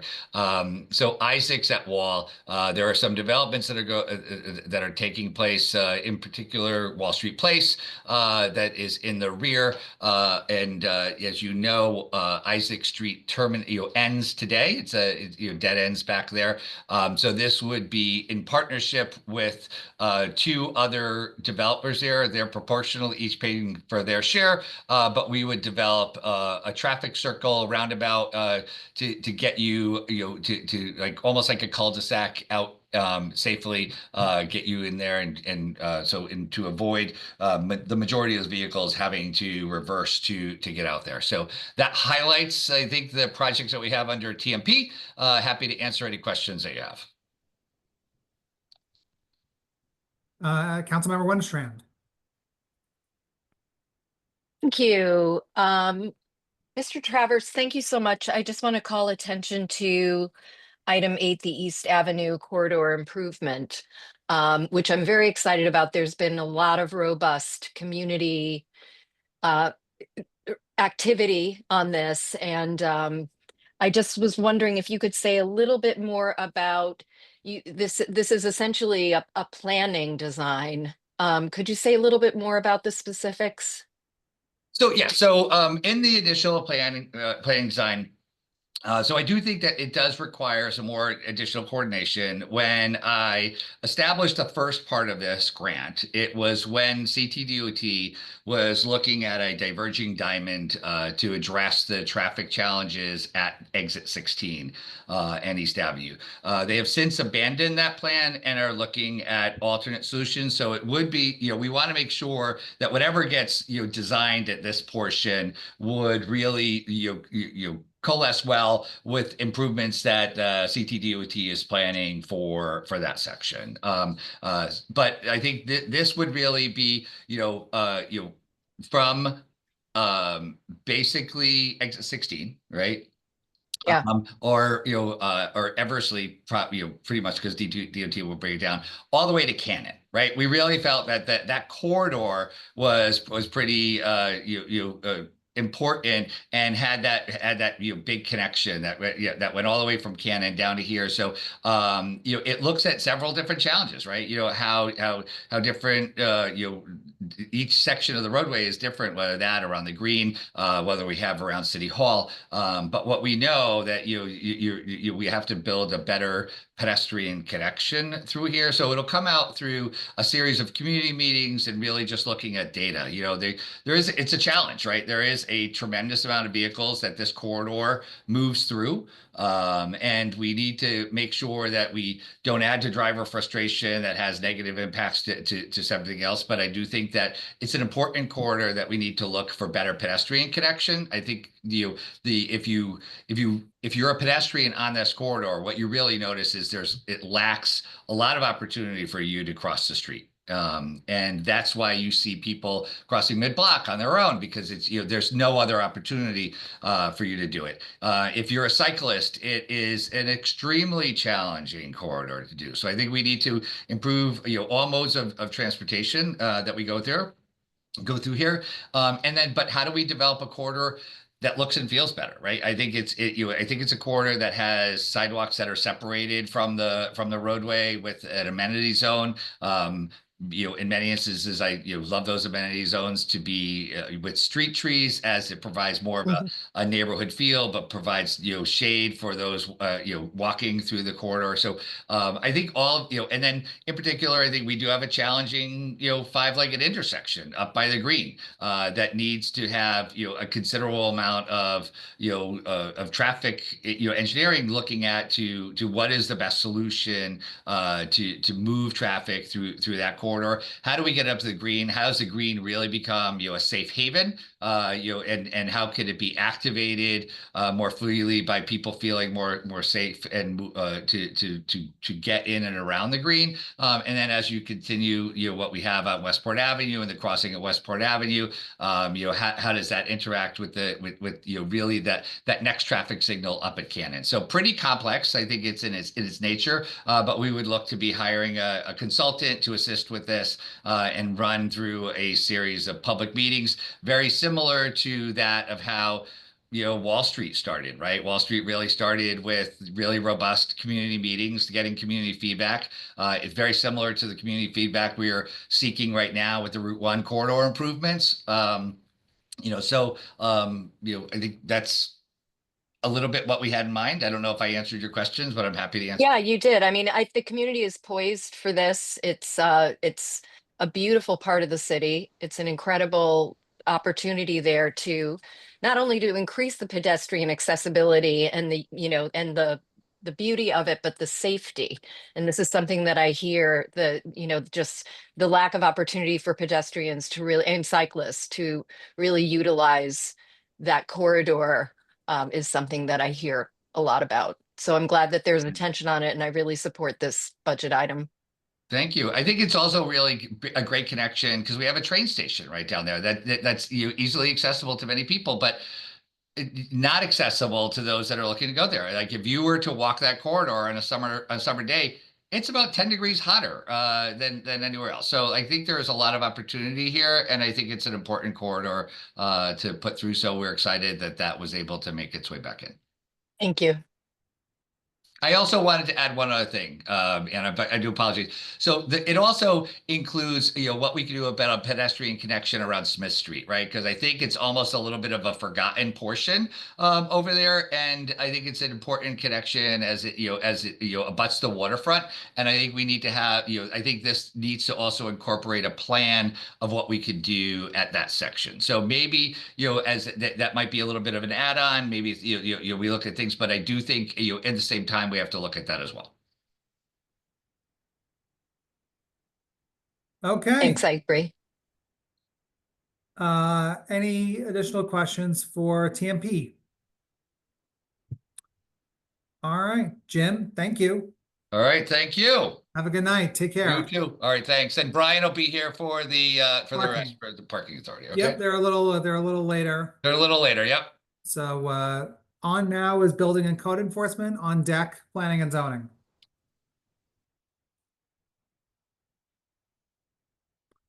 Josh, I don't think Bill was able to make it on, which is totally fine. But I can present this item for you all. Great. So the one item for code enforcement is streetscape improvements, and this covers a majority of things that the neighborhood improvement team focuses on through the code enforcement office. One of those things is improvements to the downtown neighborhood parks. You'll also see the hanging baskets of flowers, the wreaths, the roping during the holidays. All of those things are covered through this specific line item. In addition to that, there's other streetscape improvements that they do, such as wayfinding signage, the Keep Norwalk Beautiful signage. There might be some partnership with some new signage going in there as well. So this covers kind of like the overall bucket of everything that the neighborhood improvement team does. New garbage cans is part of this as well. So it covers a lot of different things, but the majority of it is really the beautification of our downtown urban parks and urban areas. Okay, any questions for Sabrina regarding building code enforcement? Obviously, Sabrina wears a different hat and she'll be up later. But any questions on this item? Okay. Steve, P&Z, and then RDA's on deck. Good evening, everybody. So we have a couple items on there, two of which have not survived the first cut. One is the funding for continual funding for open space. One is also looking at an open space plan, and we understand the budget constraints the city's under. So, while we'd love to see those funded, we understand why they have not survived the cut. The one item that we really are, I'd say, most keenly interested in is continual funding of document scanning. So we had ARPA funds and we had capital funds from a few years ago to kind of start the process. So we've been actively working with a vendor on scanning the city's historic tax assessment field cards. We hope to have that project done this calendar year, and whatever funds we have available and hopefully additional funding that comes out of this process, we're going to start on the historic building permits. Then once that's complete, work on the historic zoning permits, with the idea being with the online permitting, kind of marrying up these records with our GIS, with the assessor's records. So everything is accessible from the public from one kind of portal, with the idea being, we get a lot of inquiries from attorneys, realtors, surveyors, just the general public when they buy a house. Where do I find records? Where do I find permits, surveys? All that information would ideally be available from, one spot where you could access all those records. So that's where we're making the request. We priced out that $120,000. We priced it out over, I think it was a 5-year period, which we think gets us to the finish line. If we get done sooner, that's great. If not, we'll adjust at that point. And we're also, working with the grants department to see if there's any grants funds available at any point to supplement this or replace any of the city's capital layout for this. Steve, just quick question on timeline. With the amount awarded now, I mean, what is the time? This is a very important project. So I just am curious on what your vision is on timeline to completion. Yeah, so we budgeted it out, tried to make it a little more palatable, understanding, there's a lot of requests for funds. So we pushed it out over that 5-year time span. We're starting with the field cards because they're the lightest in terms of volume. And then the building permits are probably the most important. And sometimes some of the zoning data is within those old building permits. And so we're starting with the old records, thinking by the time we go to the online permitting process, folks will be uploading all those documents anyway, so we don't have to go backwards in time. Yeah, and I was curious if this dovetailed with the digital permitting, the project that is under Chief of Economic Community Development here, but I mean, this is a project that we approved last year. I didn't know if they overlapped and if some of the funding can be co-mingled or if they're truly two separate things. Yeah, they're two separate things, but once they're both complete, they'll work in unison. Okay. Okay, does anyone have any questions for Steve? Great, thank you. Thanks, Steve. Okay, redevelopment and then Board of Education's on deck. Good evening, everybody. My name's Stephen. I'm presenting on behalf of the redevelopment agency tonight. We have one request in for infrastructure and streetscape improvements around the Pinnacle development area. This is primarily along the remaining section of Orchard Street, Harbor Avenue, Merwin Street, and Berkeley if possible. In assessing the project costs with our engineer, we identified a gap in funding to be able to deliver the equitable improvements to the area, which in coordination with the mayor's office, we know that because of all of the development going on there, that there's a big need and desire to also support the surrounding residents so that it does not create a disruption in streetscape beautification, and so that they also receive benefit, not just targeted around the development. I'm happy to answer any questions that you guys have about the work there. A large portion of it is undergrounding utilities and then updating the streetscapes to be consistent with city standards. Any questions for Stephen? Seeing none. Thank you, Stephen. Thank you, everybody. All right, have a good night. You too. Okay, I know that there's probably a bunch of people from the board on. I don't know who wants to go first. Sure. Thank you, Josh. This is Lunda Asmani, Hey, Board of Lunda, Ed. how are you? Hi, good. How are you? Good. Thank you, and members of the committee. Lunda Asmani, CFO for the Board of Ed. I am joined with, I don't see her yet, but Superintendent Estrella is on. Rav Valencisi, who you heard earlier, are the Assistant Superintendent Digital Learning, and then also Rob Pennington, who oversees our curriculum and specialized learning. So I'll start going down the list of our projects. I'll give a brief overview of each project, and then if you have questions, I have my colleagues who can help answer any specific project-related questions. So the first one on our list is our enhancement of school security. This project has 5 components. The first one, which is the larger one, is the ambient AI technology. District-wide, we have about 1,000 cameras throughout the district at our various schools, facilities, 24 schools and 22 campuses. So due to the district size, it becomes challenging to monitor all of these. So this year, we do have a pilot program that uses AI to help us monitor. And so what the technology does is it gives us information. So for example, we had an incident while we were testing, someone fell on a stairwell. And if that camera is not being monitored, it'll notify us of things like that. Additionally, it'll also give us information if it sees rapid movement towards a door, like a mass exit in any particular facility, it'll let us know that this is happening. And so that allows us to kind of react to that. Also, following an incident, if there is an incident and we wanted to try and investigate the incident, we could track down, for example, if we were looking for a person in a red shirt. And therefore, this technology will allow us to identify a person with a red shirt and just help with ongoing investigation of that particular instance. So this technology for this plan is $265,000. Initially, we had $500,000, and we pared it down. We reduced the number of views that this would allow us to do. A component of the security also is just to provide ongoing maintenance of the cameras that we have in existence, the cameras, the door locks, and those types of things. So we have included in this is $20,000 for that. And then we also have maintenance, replacement of fencing at Fox Run Elementary School, and also enclosing the playground at Kendall Elementary. So those are the 5 components of the school security project.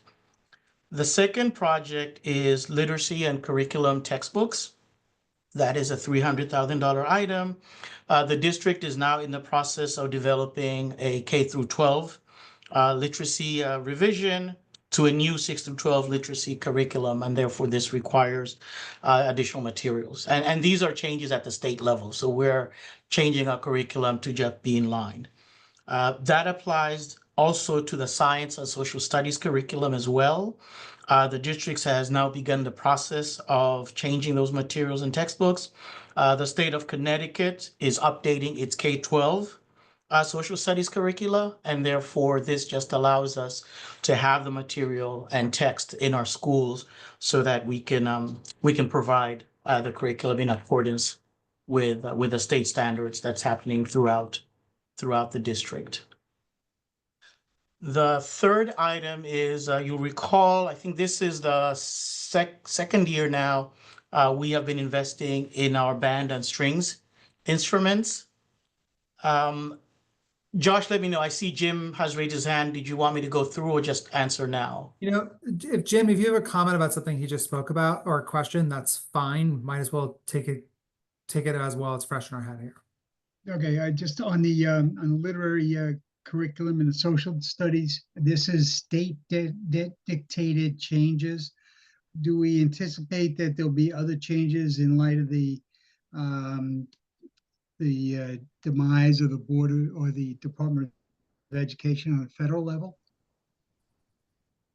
I am going to ask Mr. Pennington to chime in on that one.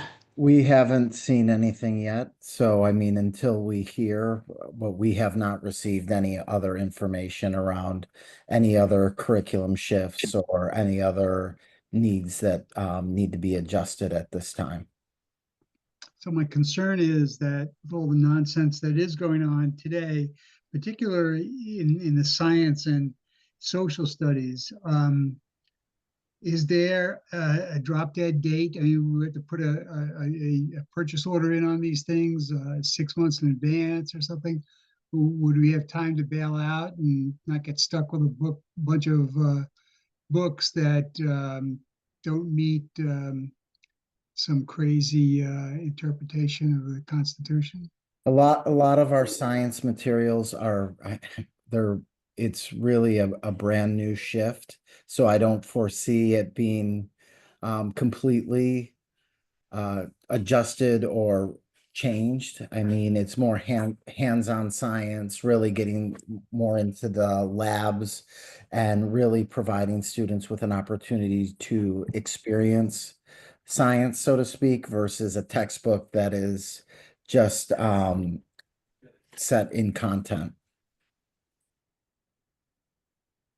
But social studies might be impacted significantly. Social studies might have an impact, and we've started that work. This is year 2 now.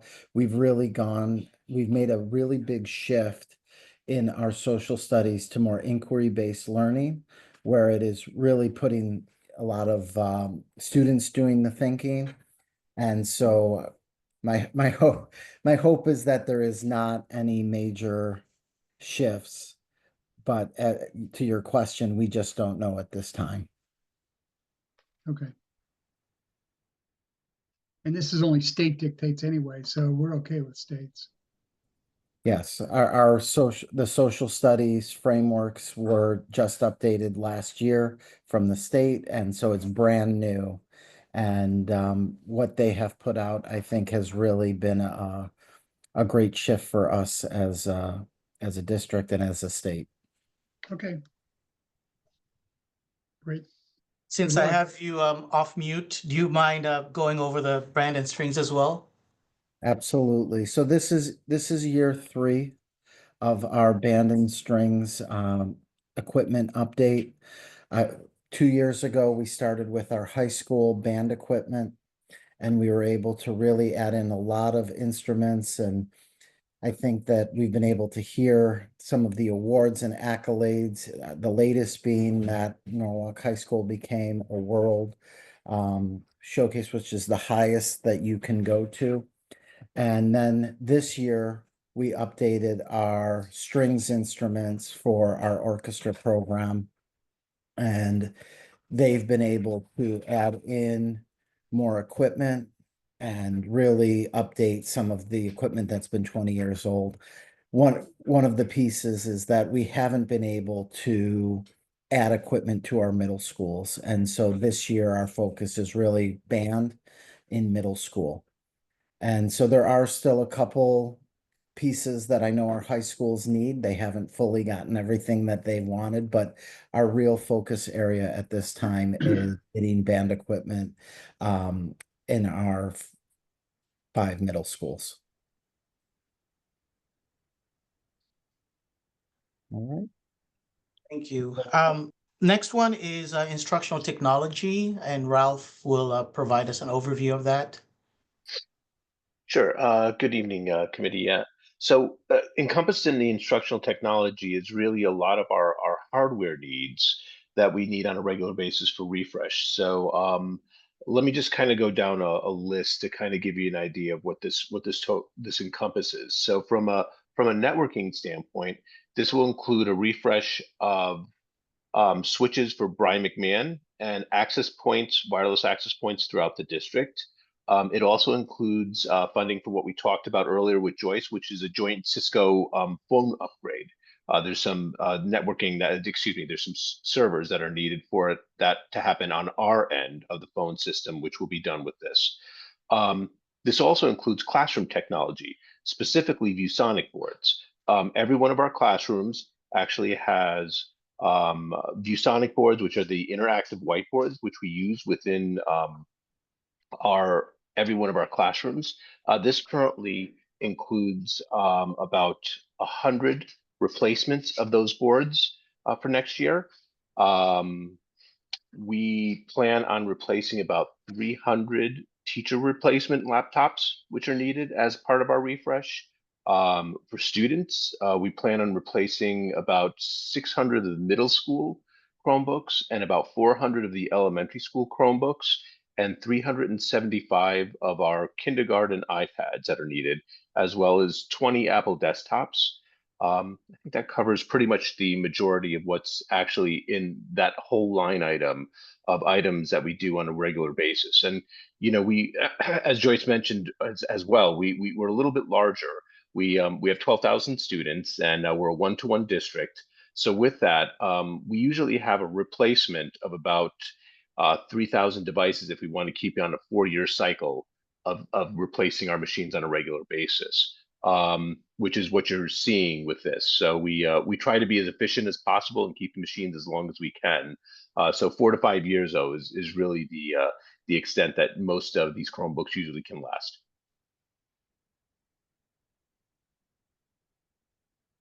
Thank you, Ralph. The next item on there, you'll see 250,000 for the replacement of middle school lockers. We have 4 middle schools, and last year, due to a call from the parents, we started this process of replacing lockers. And so in the FY25 capital budget that was approved last year, you had approved 500,000 for the replacement of lockers at Rhoton. Many of these lockers came with a building. They no longer fit the type of backpacks and the size of textbooks that our students have. Many of them are hazards. They have sharp corners and injure students. And I believe if you go to Rhoton, there's actually quite a few that we've just taken out of the hallways and they're sitting in a room waiting to be disposed. Fortunately, last year, when you approved the 500,000 for Rhoton, the bids came in significantly lower. And so with that 500,000, we will be able, we're doing these in the summer when students are out, we'll be able to do 2 schools at 250 apiece. So in addition to Rhoton, we're also going to be replacing the lockers at Ponus for that one appropriation that you made last year. And therefore this year, this request is reduced from 500,000 to 250. That is our estimate for school. And the next one we'll be doing in summer of 2026 will be Nathan Hale. And then after that, we would only have West Rocks to be replaced. And so for 750, we will be able to do 3 schools as opposed to 1.5 million, half the price for these schools. Next on the item also is the roof at West Rock Middle School. We actually had this requested last year as part of our initial request, but it didn't make it all the way through. For some of you that have taken a tour of West Rocks, we have leaky roofs, we have buckets when it rains. West Rocks is actually a unique building. It's actually 2 buildings, it's actually 2 roofs that are there. And therefore, this amount here just allows us to kind of patch up that roof until we have a longer term plan for that building. Next on here is student technology. You know gonna what? I'm toss- sorry. Oh, I actually, sure. Got a question from Councilmember Nora Najelski Eichner, who texted me. Yes. About, basically why there had been sort of a shift from a total overhaul or replacement from West Rocks to reducing it to just the roof. I don't know if that's something you can speak to or not. I can. Part of it is, as you know, that the city and the board have been working on a 25-year plan for our facilities, and therefore, not knowing where that school falls in that plan, or not having completed those plans, we don't necessarily want to invest $1 million or $2 million on a roof if there's going to be a bigger project at West Rocks. And so this buys us time to kind of resolve the 25-year plan, to get the funding in place, and that's why the project was reduced to a repair rather than a total replacement of the roof, because there's potentially a bigger project that could take place there. Okay, thank you. Ralph, student technology? Sure. So real briefly, our student technology, we talked about our hardware, but there's actually also software and curriculum needs that are needed for students as well, and our teachers. So our student technology covers the resources that are needed, our digital resources that are new digital resources for our students. As everybody knows, we've been moving forward with doing a lot of work with AI. This year, with the work that we've been doing with our Portrait of a Graduate, we've been spending a lot of time on training our teachers on using AI tools and being able to integrate that to make their lives and their work and with students more efficient, but also making it so that they can actually deliver instruction in different ways than they've never been able to before. So this actually offers the licensing for our teachers to have those AI tools, as well as our older students to be able to have the AI tools that are needed to be able to move forward. And there's a number of other digital resources that are included there too for younger students, as well as things like our library media services have some tools which are research tools. I believe there's some other digital reference tools that are actually included within there. So it's a number of different digital resources.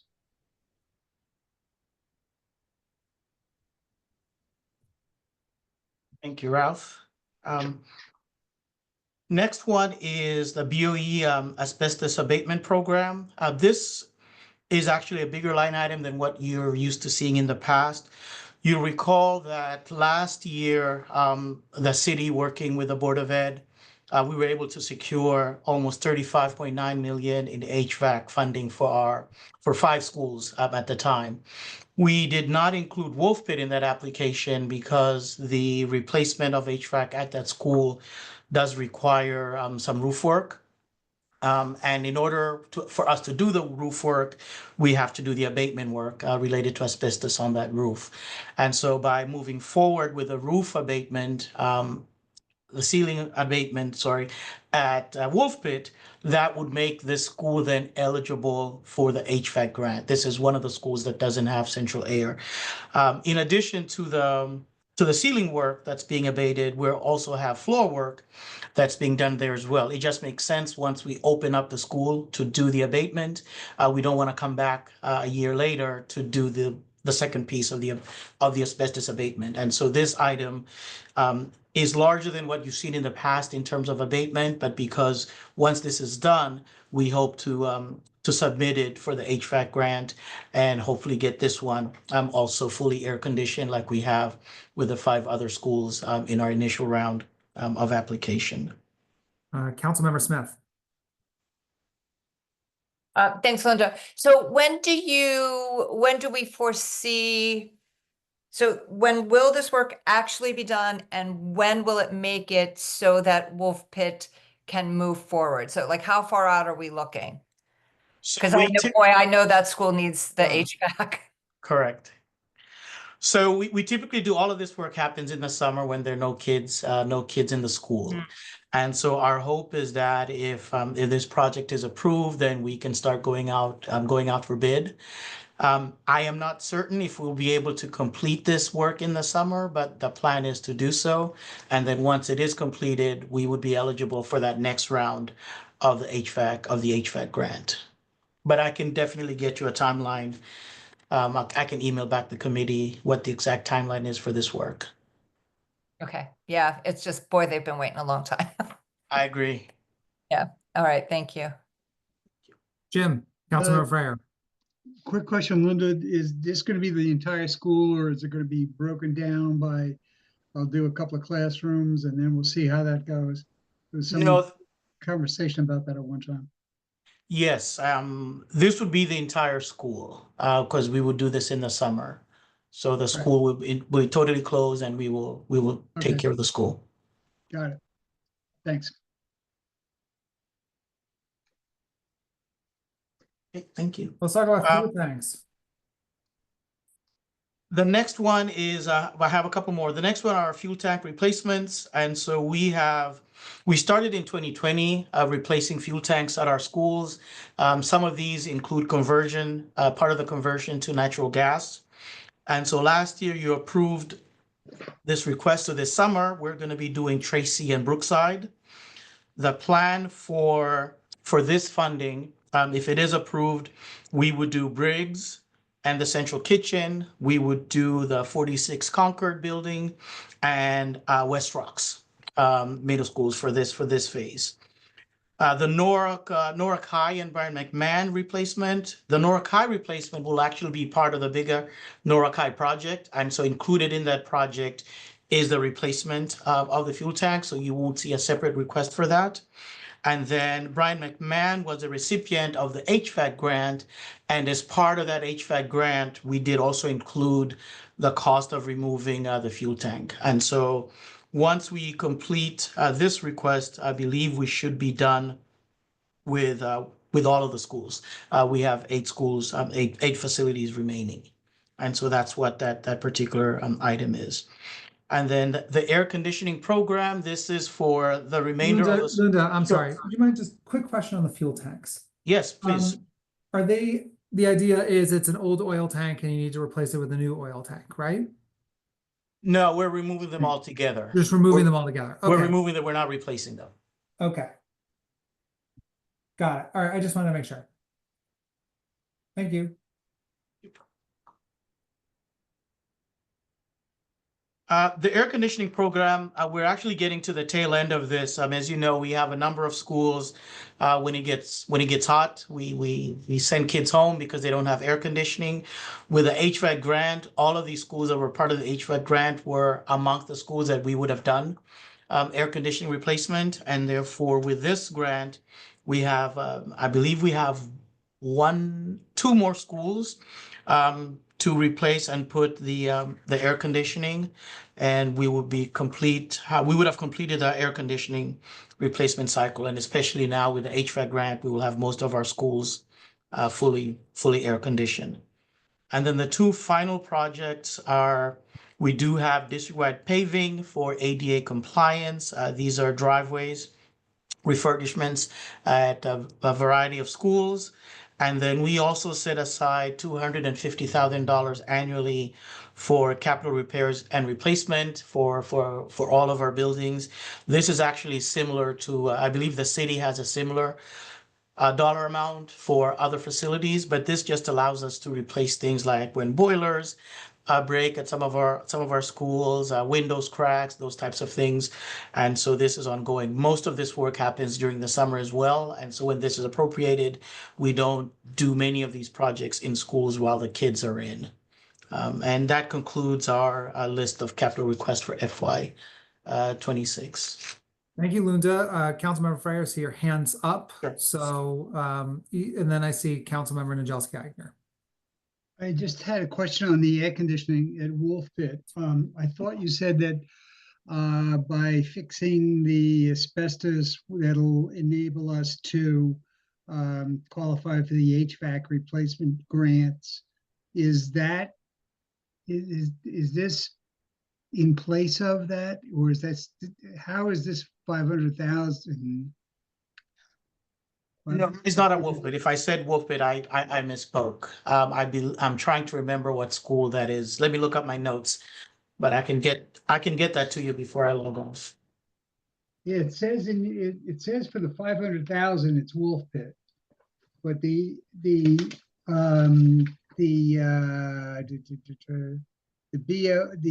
asbestos removal is also Wolf Pit. Okay, let me confirm that for you. I don't know, what I'm concerned is that we're gonna put air conditioning in right after and you can't put air conditioning in at the same time you're taking care of the BOE, the asbestos, I don't think.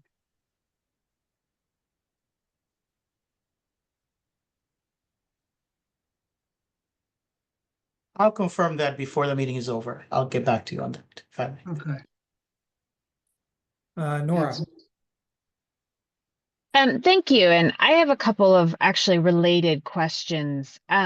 So I spent some time looking at the capital plan for this the school replacement plan that you guys put out a couple years ago. And my memory of it is that Wolf Pit was one of the schools that was flagged for pretty substantial repairs, fairly near the top of the priority list.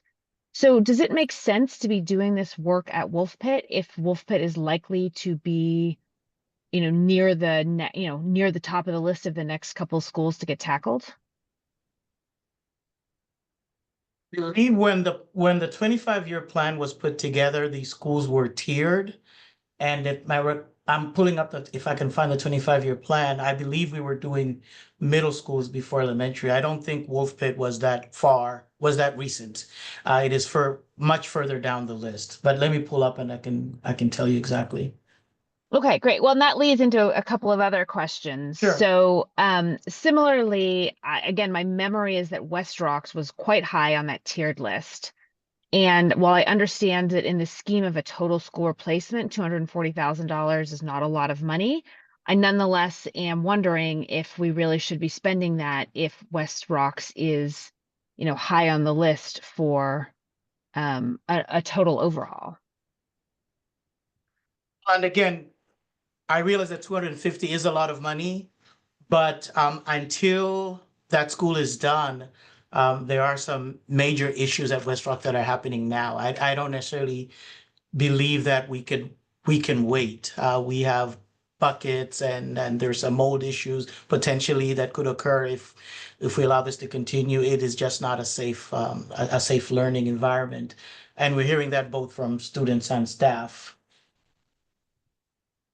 Okay, well, that leads then to yet another question I have, which is that now that we are opening the South Norwalk School, I believe, having looked at this a fair amount, that we have excess capacity in the elementary schools. All of our elementary schools, once we open in South Norwalk, or certainly while the time we're fully, South Norwalk is fully occupied, which, again, I understand the methodology for building it up grade by grade. Looking at this as a financial matter, I'm deeply worried about our costs in the system. Our elementary schools are going to be significantly under capacity.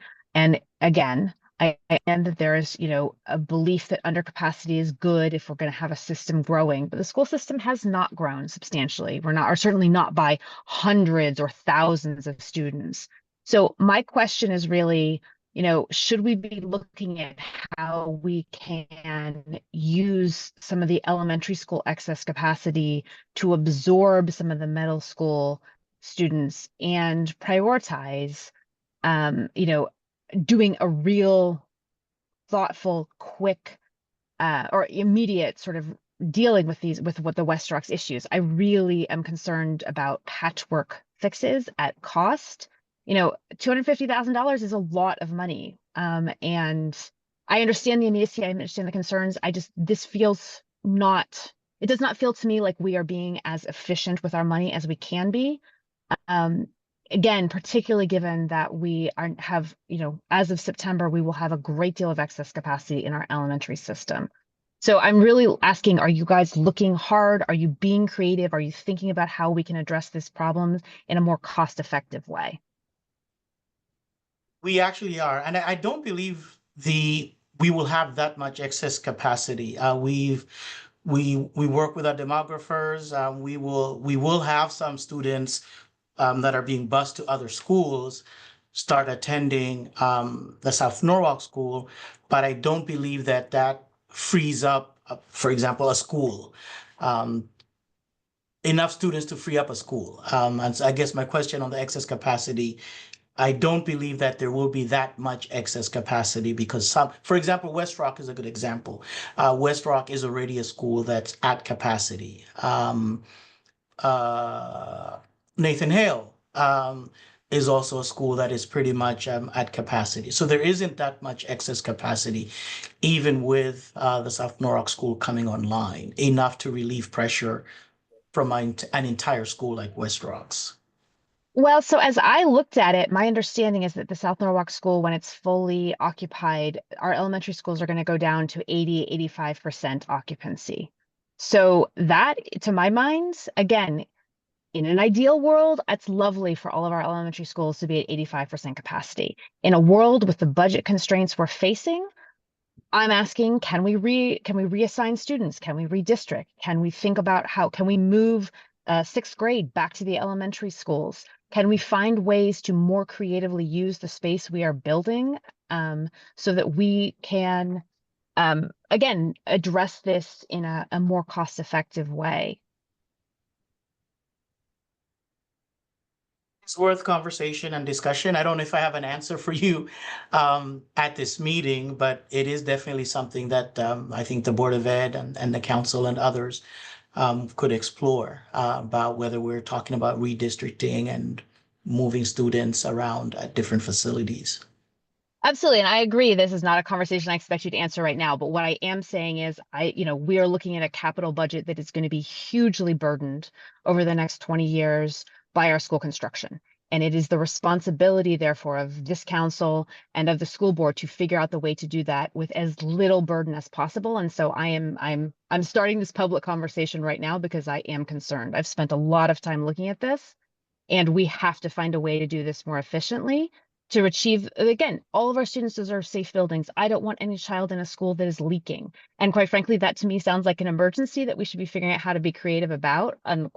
But I also, the amount of cost that we're looking at over the next 25 years is going to put enormous strain on the city, particularly as the chair of the Affordable Housing Committee, we're going to need to start figuring out how to invest city dollars in affordable housing. And so all the way around, I want to initiate this conversation. I think this is a conversation that needs to be had publicly because it is going to be a hard one. It is a complicated one. But I'm looking at this budget and saying, we need to start talking about what our options are and not hiding from the public that these are hard conversations that need to come. I totally agree, Nora. Thank you. I appreciate it.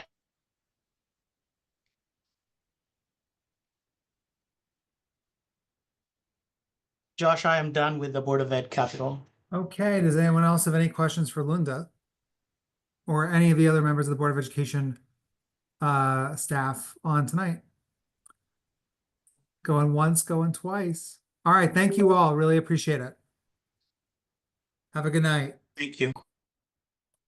Okay, Parking Authority and then Chief of ECD. Hi, thanks again.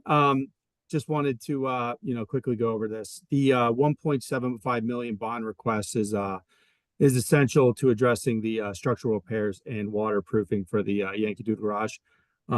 Key maintenance priorities that were identified in that 2022 assessment. It ID'd $11 million worth of repairs throughout the city's garages.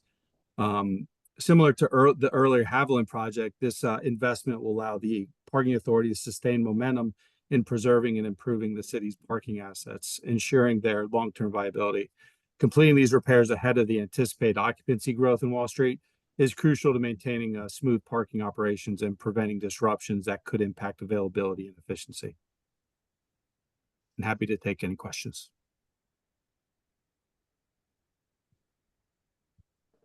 Doesn't seem like there are any. Thank you, Brian. You're welcome. Thank you. So I know Jay Hibansky's on the line. He is the chief of ECD, though admittedly, I think this is day 4 on the job for him. So Jay, I know, I'm not sure you're presenting this, but I'm just throwing it to you just in case. But Sabrina, Steve, I don't know who wants to take the lead on this one. Yeah, thanks, Mr. Chair. I will turn it over to Sabrina, and if Steve has any additional comments, and I'd like to maybe wrap up if there's any thoughts that I have just based on my experience with some of the related projects related to the online permitting system. So thank you all for having us here tonight, and I'm going to turn it over to the folks who've got the history working with the details of this project. Thanks, Jay, and thanks, committee and Josh. As everybody has mentioned a few times already going through this budget, this is part of what we presented to you all last year, which is the large project that is the digitization and onlining of our permitting process. This is the large expenditure that is actually going to be implementing that online system. So over the past almost year at this point, which you authorized, I believe it was in probably June or July of last year, we've been working with the consultant group Barry Dunn to map all of our systems, to be able to create a comprehensive RFP that will go out hopefully within the next couple of weeks to then secure a firm that will come on board to actually implement the online and permitting licensing system. So we are kind of in the middle of that phase now, and this is the largest request you will see. We asked our consultant group what they thought was a safe number for us to request. They gave us a pretty big range, going all the way up to $1 million, but we did some local research to some of our neighbors and into some of the systems that we liked, and did some price inquiries there. And on a staff level for what our needs are, it seems that $500,000 is kind of where we're going to be hitting our sweet spot that will get us everything that we need to have a functioning system for all of our permitting and licensing in the city. And we're really excited about it. We've been working on it. And if you have any questions, I'm happy to answer. And Steve, if you want to add anything that I might have missed, go for it. I'll be very brief. Thank you, Sabrina. I just wanted to add that since I've been here, it's about 9 years now with the city, and this is probably the most comprehensive effort I've seen coordination between departments on. Every group that's going to be affected by the permitting has been involved and has continued to be involved throughout the process. And the last thing is that the firm Barry Dunn that we ended up using, probably of all the consultants I've used in my time, about 20 years doing this kind of work, is maybe at the top of the list in terms of professionalism and organization of anybody I've worked with. So that part, they've been just, on task, very knowledgeable, remembering everything we've talked about, and just on time and on budget, which has been really made the process really good. Yeah, and I'd just like to add that, this will be the 3rd online permitting system that I've enrolled or worked alongside unveiling. And, in each of my prior 2 experiences, there was not buy-in from the implementers and staff, or maybe 50%. And I think the key advantage that the city has right now is that in my experience, or my conversations in the last 4 days since starting, is that, yeah, there's complete buy-in here on making this work, and that, now is the time. So that's something that I am extremely encouraged at. And I think that's going to be a big advantage here for the city in implementing the program. Councilmember Freyer. Yeah, I'm all for digitizing and automating and putting online systems like this. How robust is this system going to be? Are we going to be able to take care of licensing and permitting across the city in all departments? Yes, so all departments, including planning and zoning, building and code, DPW, the health department, everything that we have a permit for will be able to be run through the system. We were very intentional when we were mapping out our processes with the consultants to make sure that we have in our RFP every single solitary permitting and licensing process that we have in the city would go into that RFP. This includes special events as well. So everything that a permit or a license comes out of in the city will hopefully be going through this system. That's the end goal. How about vaping? I don't know about that. We're looking at possibly in the neighborhood of about 20 licenses that have to be renewed every year. So that would be, correct me if I'm wrong, Steve, but if there's a licensing for something like that, would go through the planning and zoning department or another department that we have that would be built into that system. Yeah, the idea is to get the licensing because the health department does licensing. They're doing, I think we'll be doing the vape licenses, but they also do Yeah. massage parlors and similar things Yeah, like that. and I think it's Yeah, the health yeah, yeah. department and the town clerk, but, or not the town clerk, the city clerk, but City yeah. clerk. Yep. And I think one of the advantages of having the online permitting system is it really allows you to be so nimble in terms of creating a general permit for something like vaping or some other use that you can essentially copy and paste from the infrastructure from an existing permit and then include batches of folks from different departments. Like maybe you want police who typically may not be weighing in on a permit may be able to be added in easily, or fire marshal or town clerk, any department that you want. And so it's really customizable, and you can do it in really make a permit or a license for any type of workflow that the city has. Does that require additional maintenance to set it up, or is it pretty much ad hoc? I could do it myself. It's a template, as you said, it's a template that I could probably just follow. Yeah, and so the initial 6 months are a challenge. Everyone's getting used to doing things a little differently, and so typically the vendor or the platform will have a bit more hands-on technical work with staff over that first 6 months, and then as folks get more comfortable with it, each department would essentially have kind of a point person on problem solving or running into kind of workflow issues. And so you create, and depending on the platform, that each department can create their own workflow based on their needs for the department, whether it's an automatic email goes out in January for the health department for food trucks to get relicensed. Department doesn't have to do that. They just set the reminder and it automatically goes out. Similar if there's like a wrecker or towing inspection for Steve, or a special event that comes every year for Sabrina, that stuff can really be scheduled so that there's very little, well, I shouldn't say, most of the work is up front. Did Barry Dunn do any projections on man hours, person hours being reduced as a result of this? They didn't do a specific analysis on that, but we know that we will save a lot of time through doing this process, especially from an automation standpoint, but also from a customer-facing standpoint. Once a permit has moved through a step in the system, it can notify the actual customer or resident that has happened, so that we're not spending staff time communicating with them, but also it's automatically moving them on to a next step instead of somebody having to physically come into City Hall and take a permit from one department to another to get a sign off. It's all within that one system. So it's saving time on the staff side, but also additionally on the client or customer side as well. And last question, how soon are we going to get this up and running?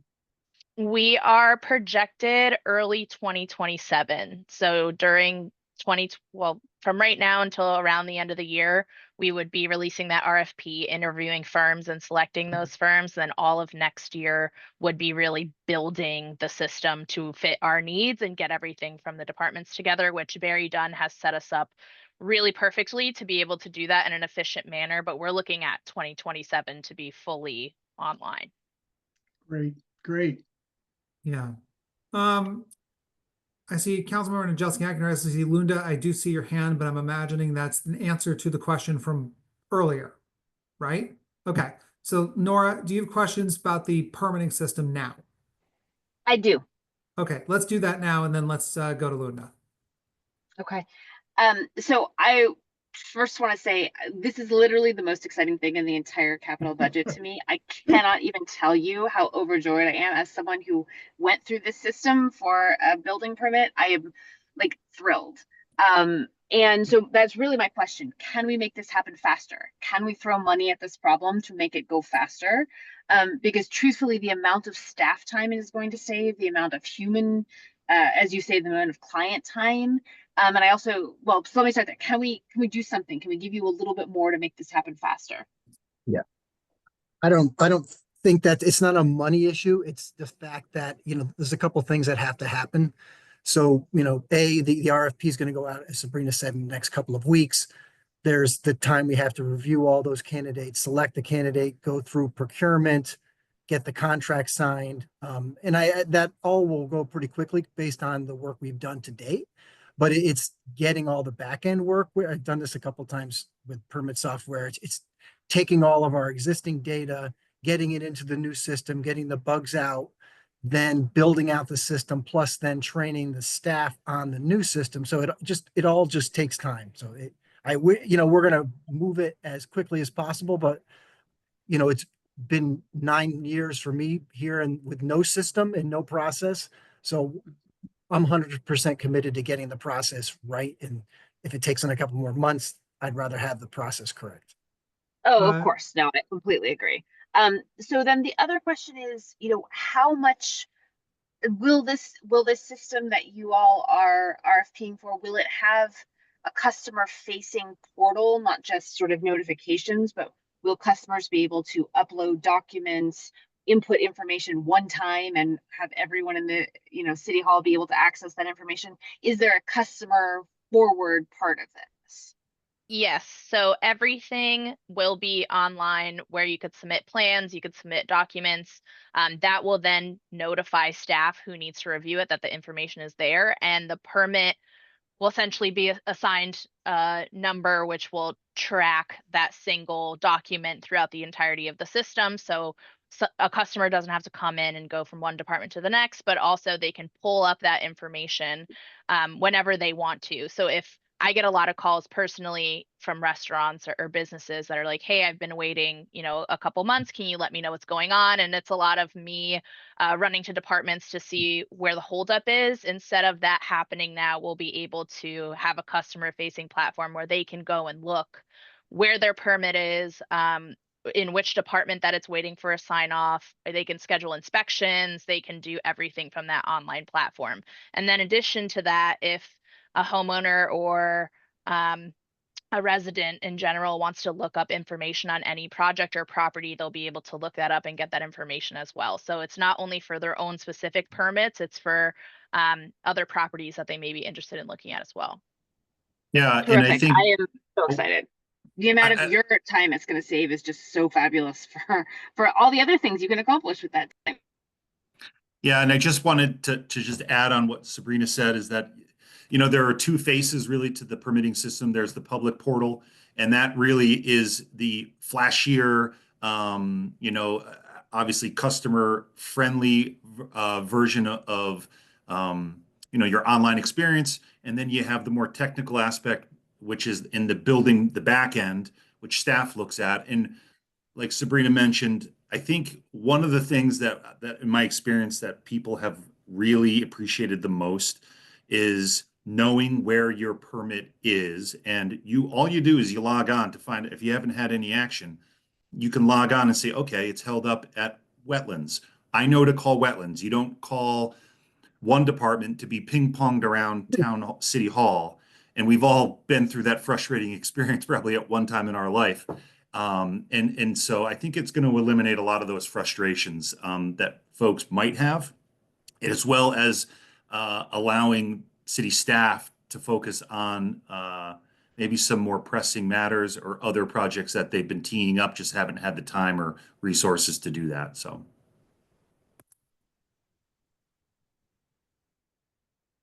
Okay, any other questions about this project?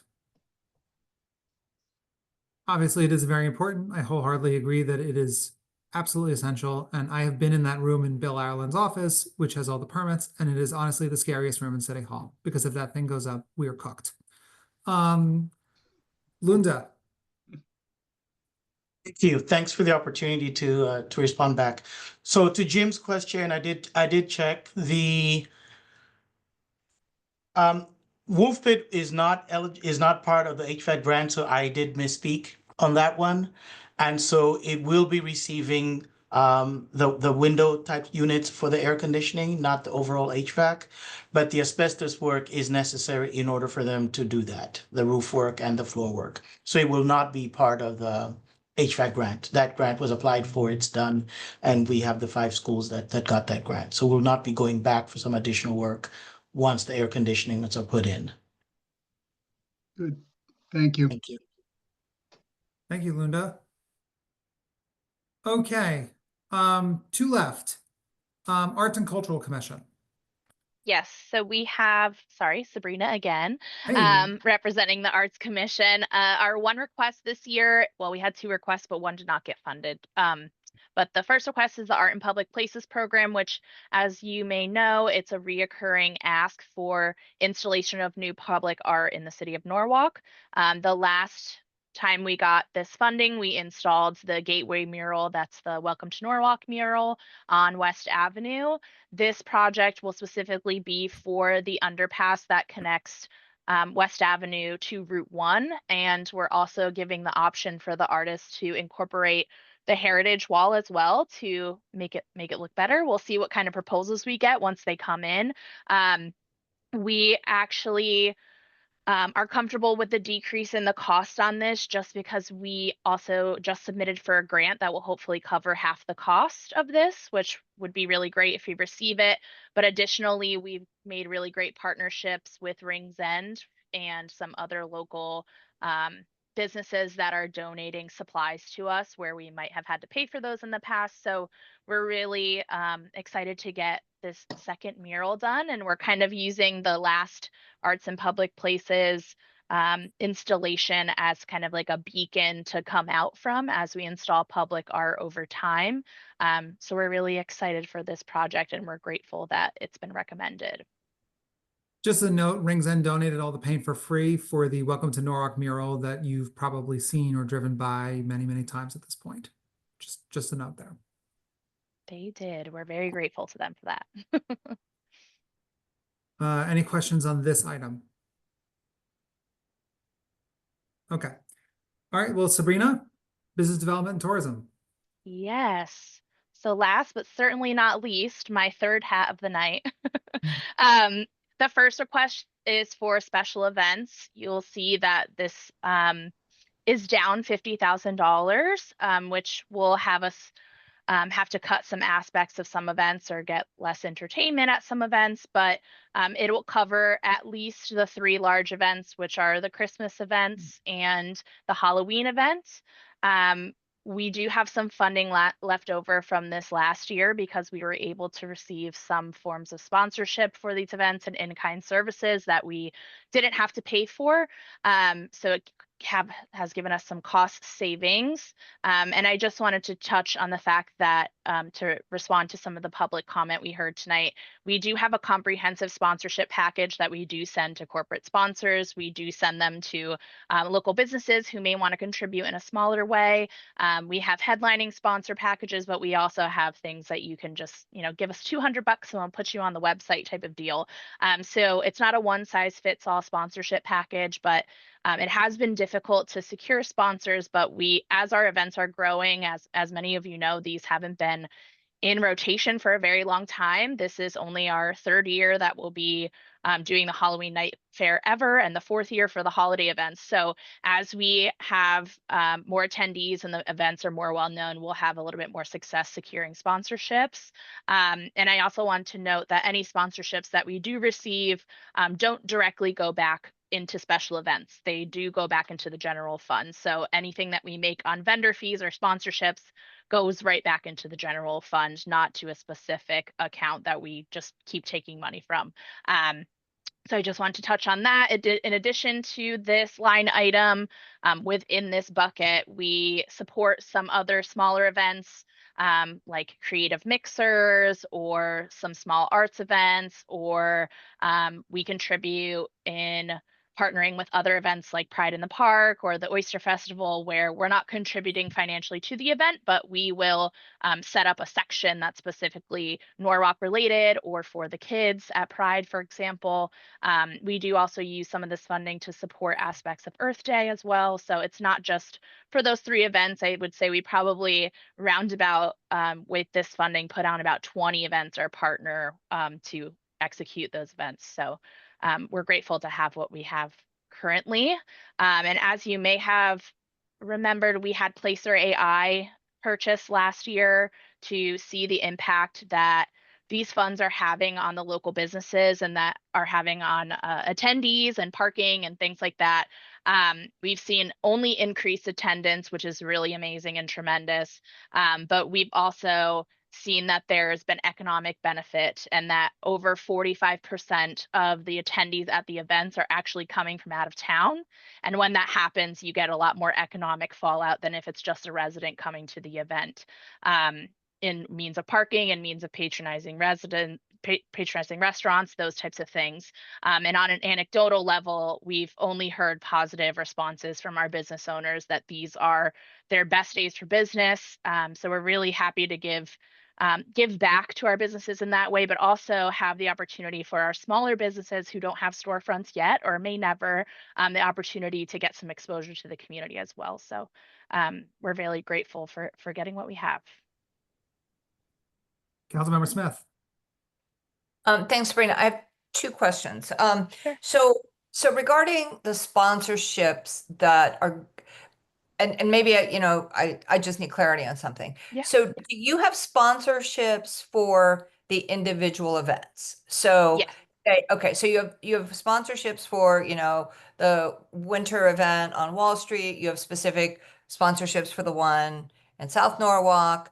So is that separate from an overall sponsorship that ends up in the general fund?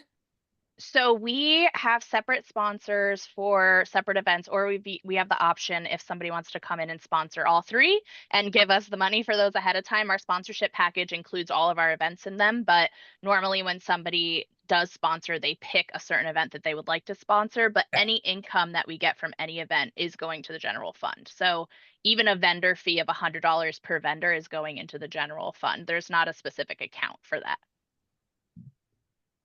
Okay. That's a little curious. Okay, and then another question I have, and I think that requires a different conversation, right? Other than what we're doing here. And then you may not have this at your fingertips, but do you have data as to how the amount of sponsorships has increased year to year? Yes, we definitely have that information. Off the top of my head, our first year, we probably only brought in about $5,000. This past year, we're at about $20,000. So it's significantly increasing. We're also, a lot of these larger events like the Oyster Festival and things like that, they get larger sponsors in terms of alcohol sales. Those are your biggest sponsors that you can get. And because we don't provide that, obviously they won't sponsor the event when you're not serving their alcohol. So a lot of those larger folks that you would get kind of the big chunks of money to sponsor an event we're kind of boxed out of, but our businesses have been very generous up to this point. Not in a large way, but a little goes a long way when you get enough people to contribute. So it's been really helpful. And we're also mulling around the idea of having a fundraising event, not just for events, but more for arts and cultural events in the city so that we can put on more of these and have more arts related components. So we're partnering with the Arts and Cultural Commission on that, and hopefully we'll get some additional donors and sponsors from those types of events as well. Great. Okay. Thank you. You're welcome.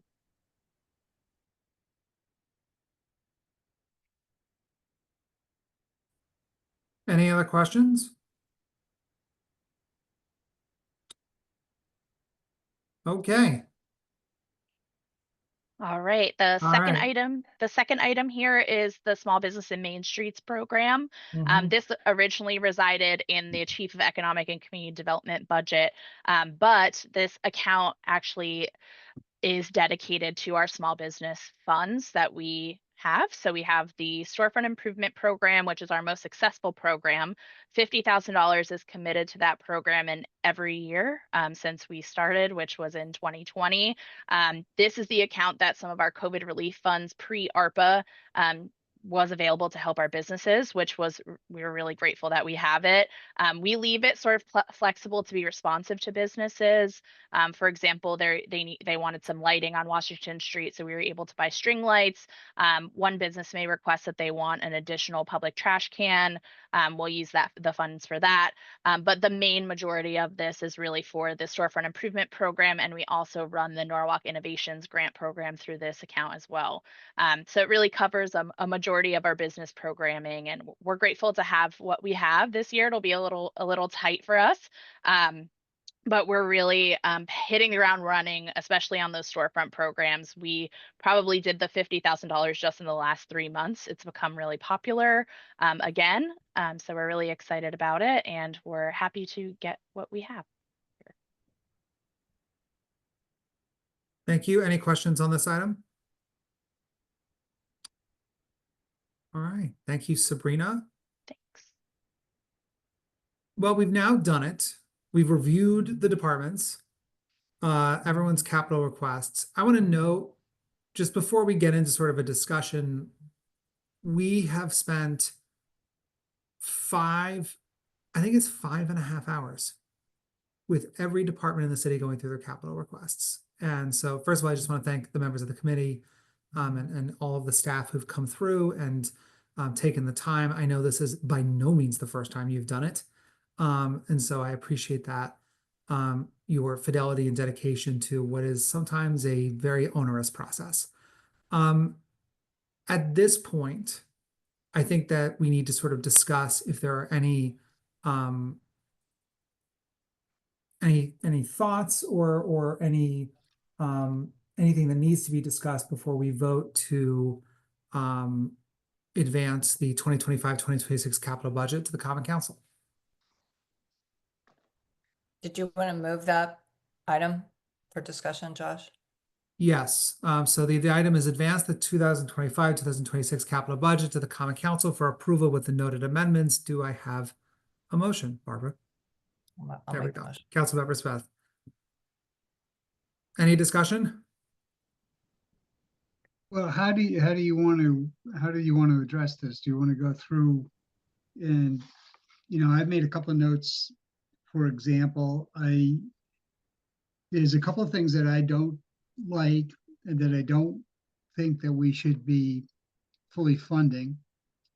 But for the most part, I think it's a pretty bare bones. I think the work that the finance department has done is pretty good. Might say they've been pretty ruthless and cutting some of these items. But for example, the question of the ball fields, $2 million for the ball fields in Broad River. I don't think I would be in favor of that. I think first thing is that we don't know what the makeup is going to be. Is it going to be a hybrid synthetic field? Is it going to be just clay? What is it going to be? So let me just cut in just to discuss that. Actually, I'm sorry. I see Barbara's hand up, and I don't know if she and I are about to say the same thing or not. You're on mute, but I'm trying to read your lips. No, I'm just saying you take it. Go ahead. Yeah. So here's the deal. I did speak with Vanessa about this. Basically, and just so everyone understands a little bit about, this is sort of a capital budget thing in general. If you pass something in the capital budget, that does not mean that it is set in stone as planned or as set out, which is another way of saying that the item has to come before us again on an individual merits. Yeah. And I have spoken with Vanessa. There is no set in stone plan to do artificial turf. In fact, actually, the understanding is we can basically, the field can be composed in a number of different ways, having no turf, but that the cost of doing so, no matter which sort of avenue you go down, is basically the same. So after the discussion, it became clear that the amount is correct. And Jared, I don't know if you're adding something to this, or if I'm saying something incorrect here. No, not to that. I'd like to talk at some point when you have an open minute, not on Okay, that. No. so just give me a second here. Yep. Basically, Jim, there has been an understanding, as we have conveyed to them on numerous occasions, because this project has obviously been discussed a number of times over the years, that we do not intend to put in a turf field. And that understanding has been understood and conveyed to the city. Councilmember Smith. Yeah, just to add to that, just like with every capital project, right? If we're going to approve this budget, and Jim, if you want to make an amendment, so that's what we do here tonight, right? If you want to make Right. an amendment, then we would vote on an amendment. Exactly. What we're doing is approving a project, right?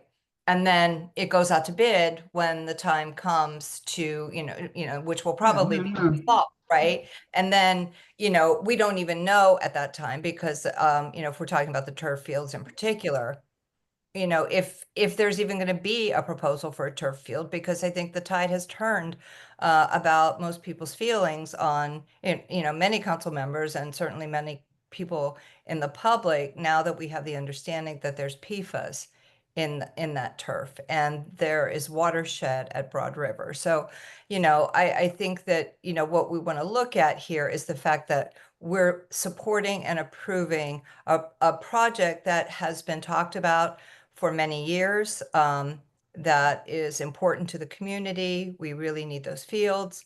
And so, we're looking at the project, not the product. So my question really was not to get into whether we're going to vote for this or cut it out or whatever, or make an amendment against it.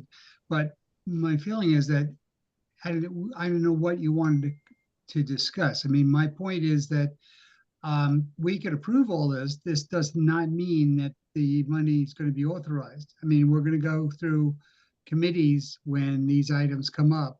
Yeah, that's right.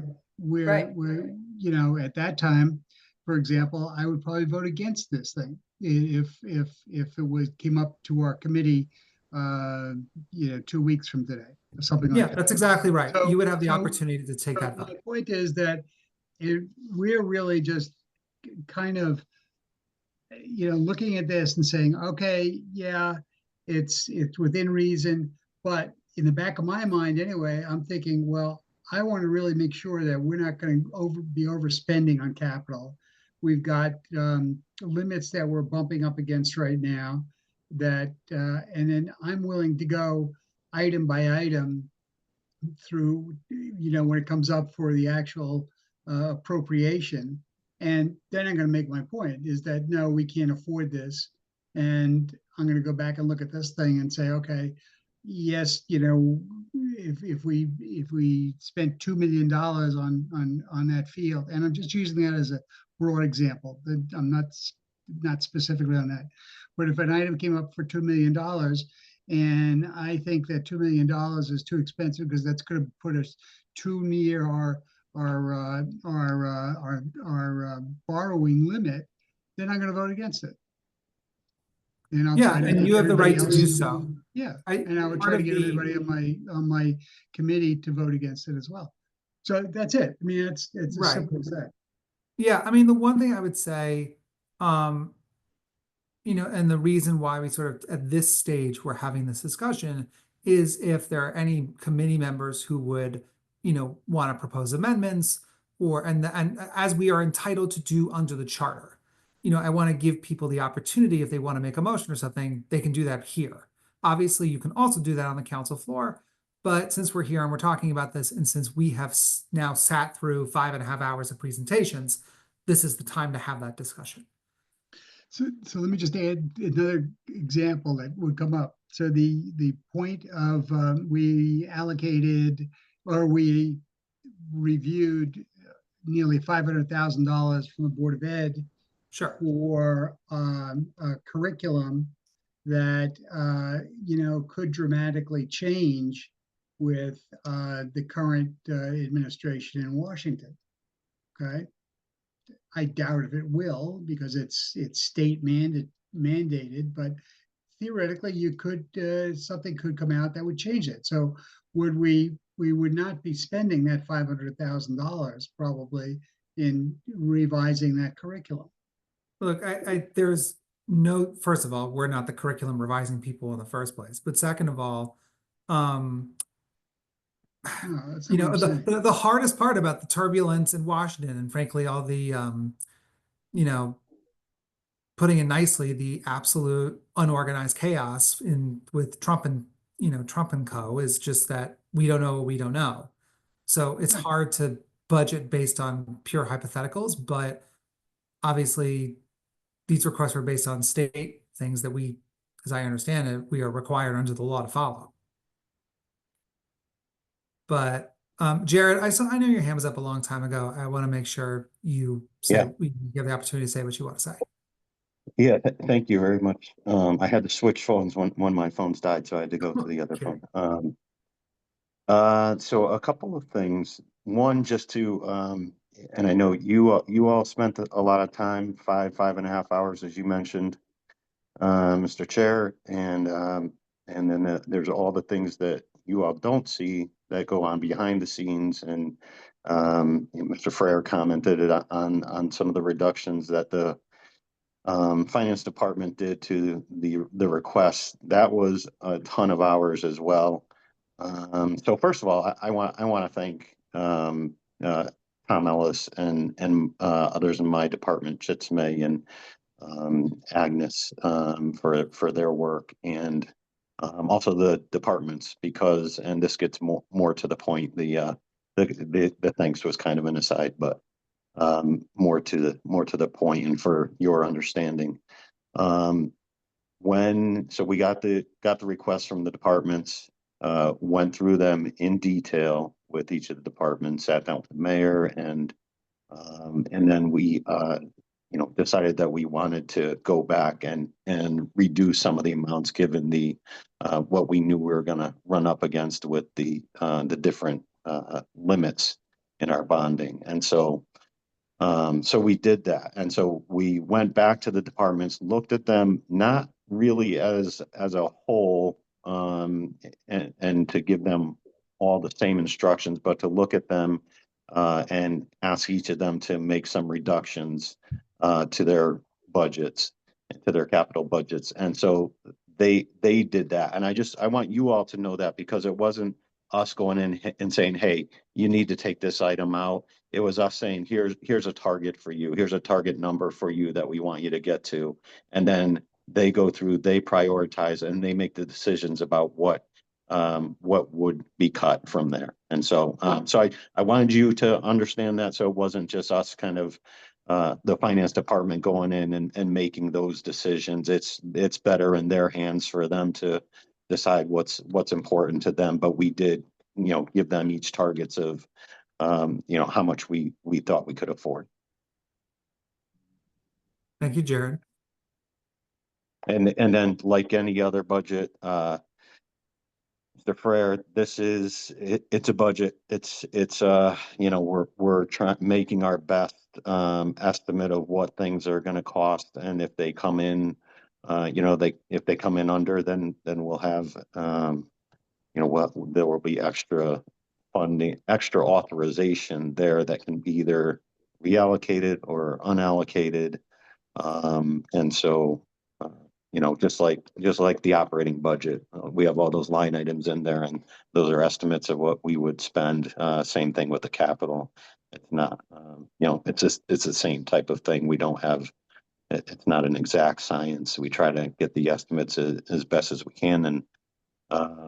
And if there's leftover money, something costs less than good for us, and we will be able to either save that or authorize it somewhere else. So thanks for the time. Thank you, Jared. Any other comments, questions, thoughts? Barbara? I mean, you know, just to also, you know, piggyback on Jared's comments, you know, the staff has worked really, really, really hard and many hours. And, you know, like, yeah, we've been here 5.5 hours, but they've, you know, hours and hours and Oh, hours. yeah, absolutely. Meetings, you know, and the staff having to come and speak to, you know, the planning commission and to, you know, present to the BET, and, you know, so it's a lot. And there, you know, there's a 5-year plan and a 10-year plan, and there's a great deal of thought that is put into all of these asks. And so, you know, I think, you know, for me, you know, there's been a lot of reductions. You know, Jim, you referred to it, you know, Jared, you know, there have been a lot of reductions this year, and, you know, we're doing the best we can. So, you know, everyone's entitled in this space to make an amendment, or, you know, to propose moving funds or whatever, but I am going to support the budget as it is for tonight. I just want to note, for the record, you know, for the minutes, I see that Councilmember Johan Lopez is here. I got to be honest, I don't know when he arrived because I didn't see it. But I want to at least make it known in the minutes that he was here tonight. Okay. Well, I just to sort of wrap up here, because I know we've been at this for a while. And obviously, as Barbara said, its staff has been out here far longer than we have.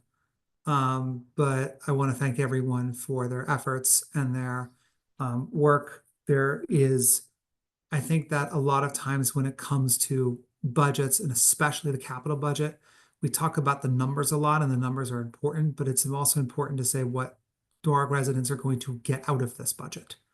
And there's a lot of good that's going to come from this. And so I appreciate all the work that's come to make this possible. And obviously there's more work to come. So with that in mind, I think it's time to take a vote.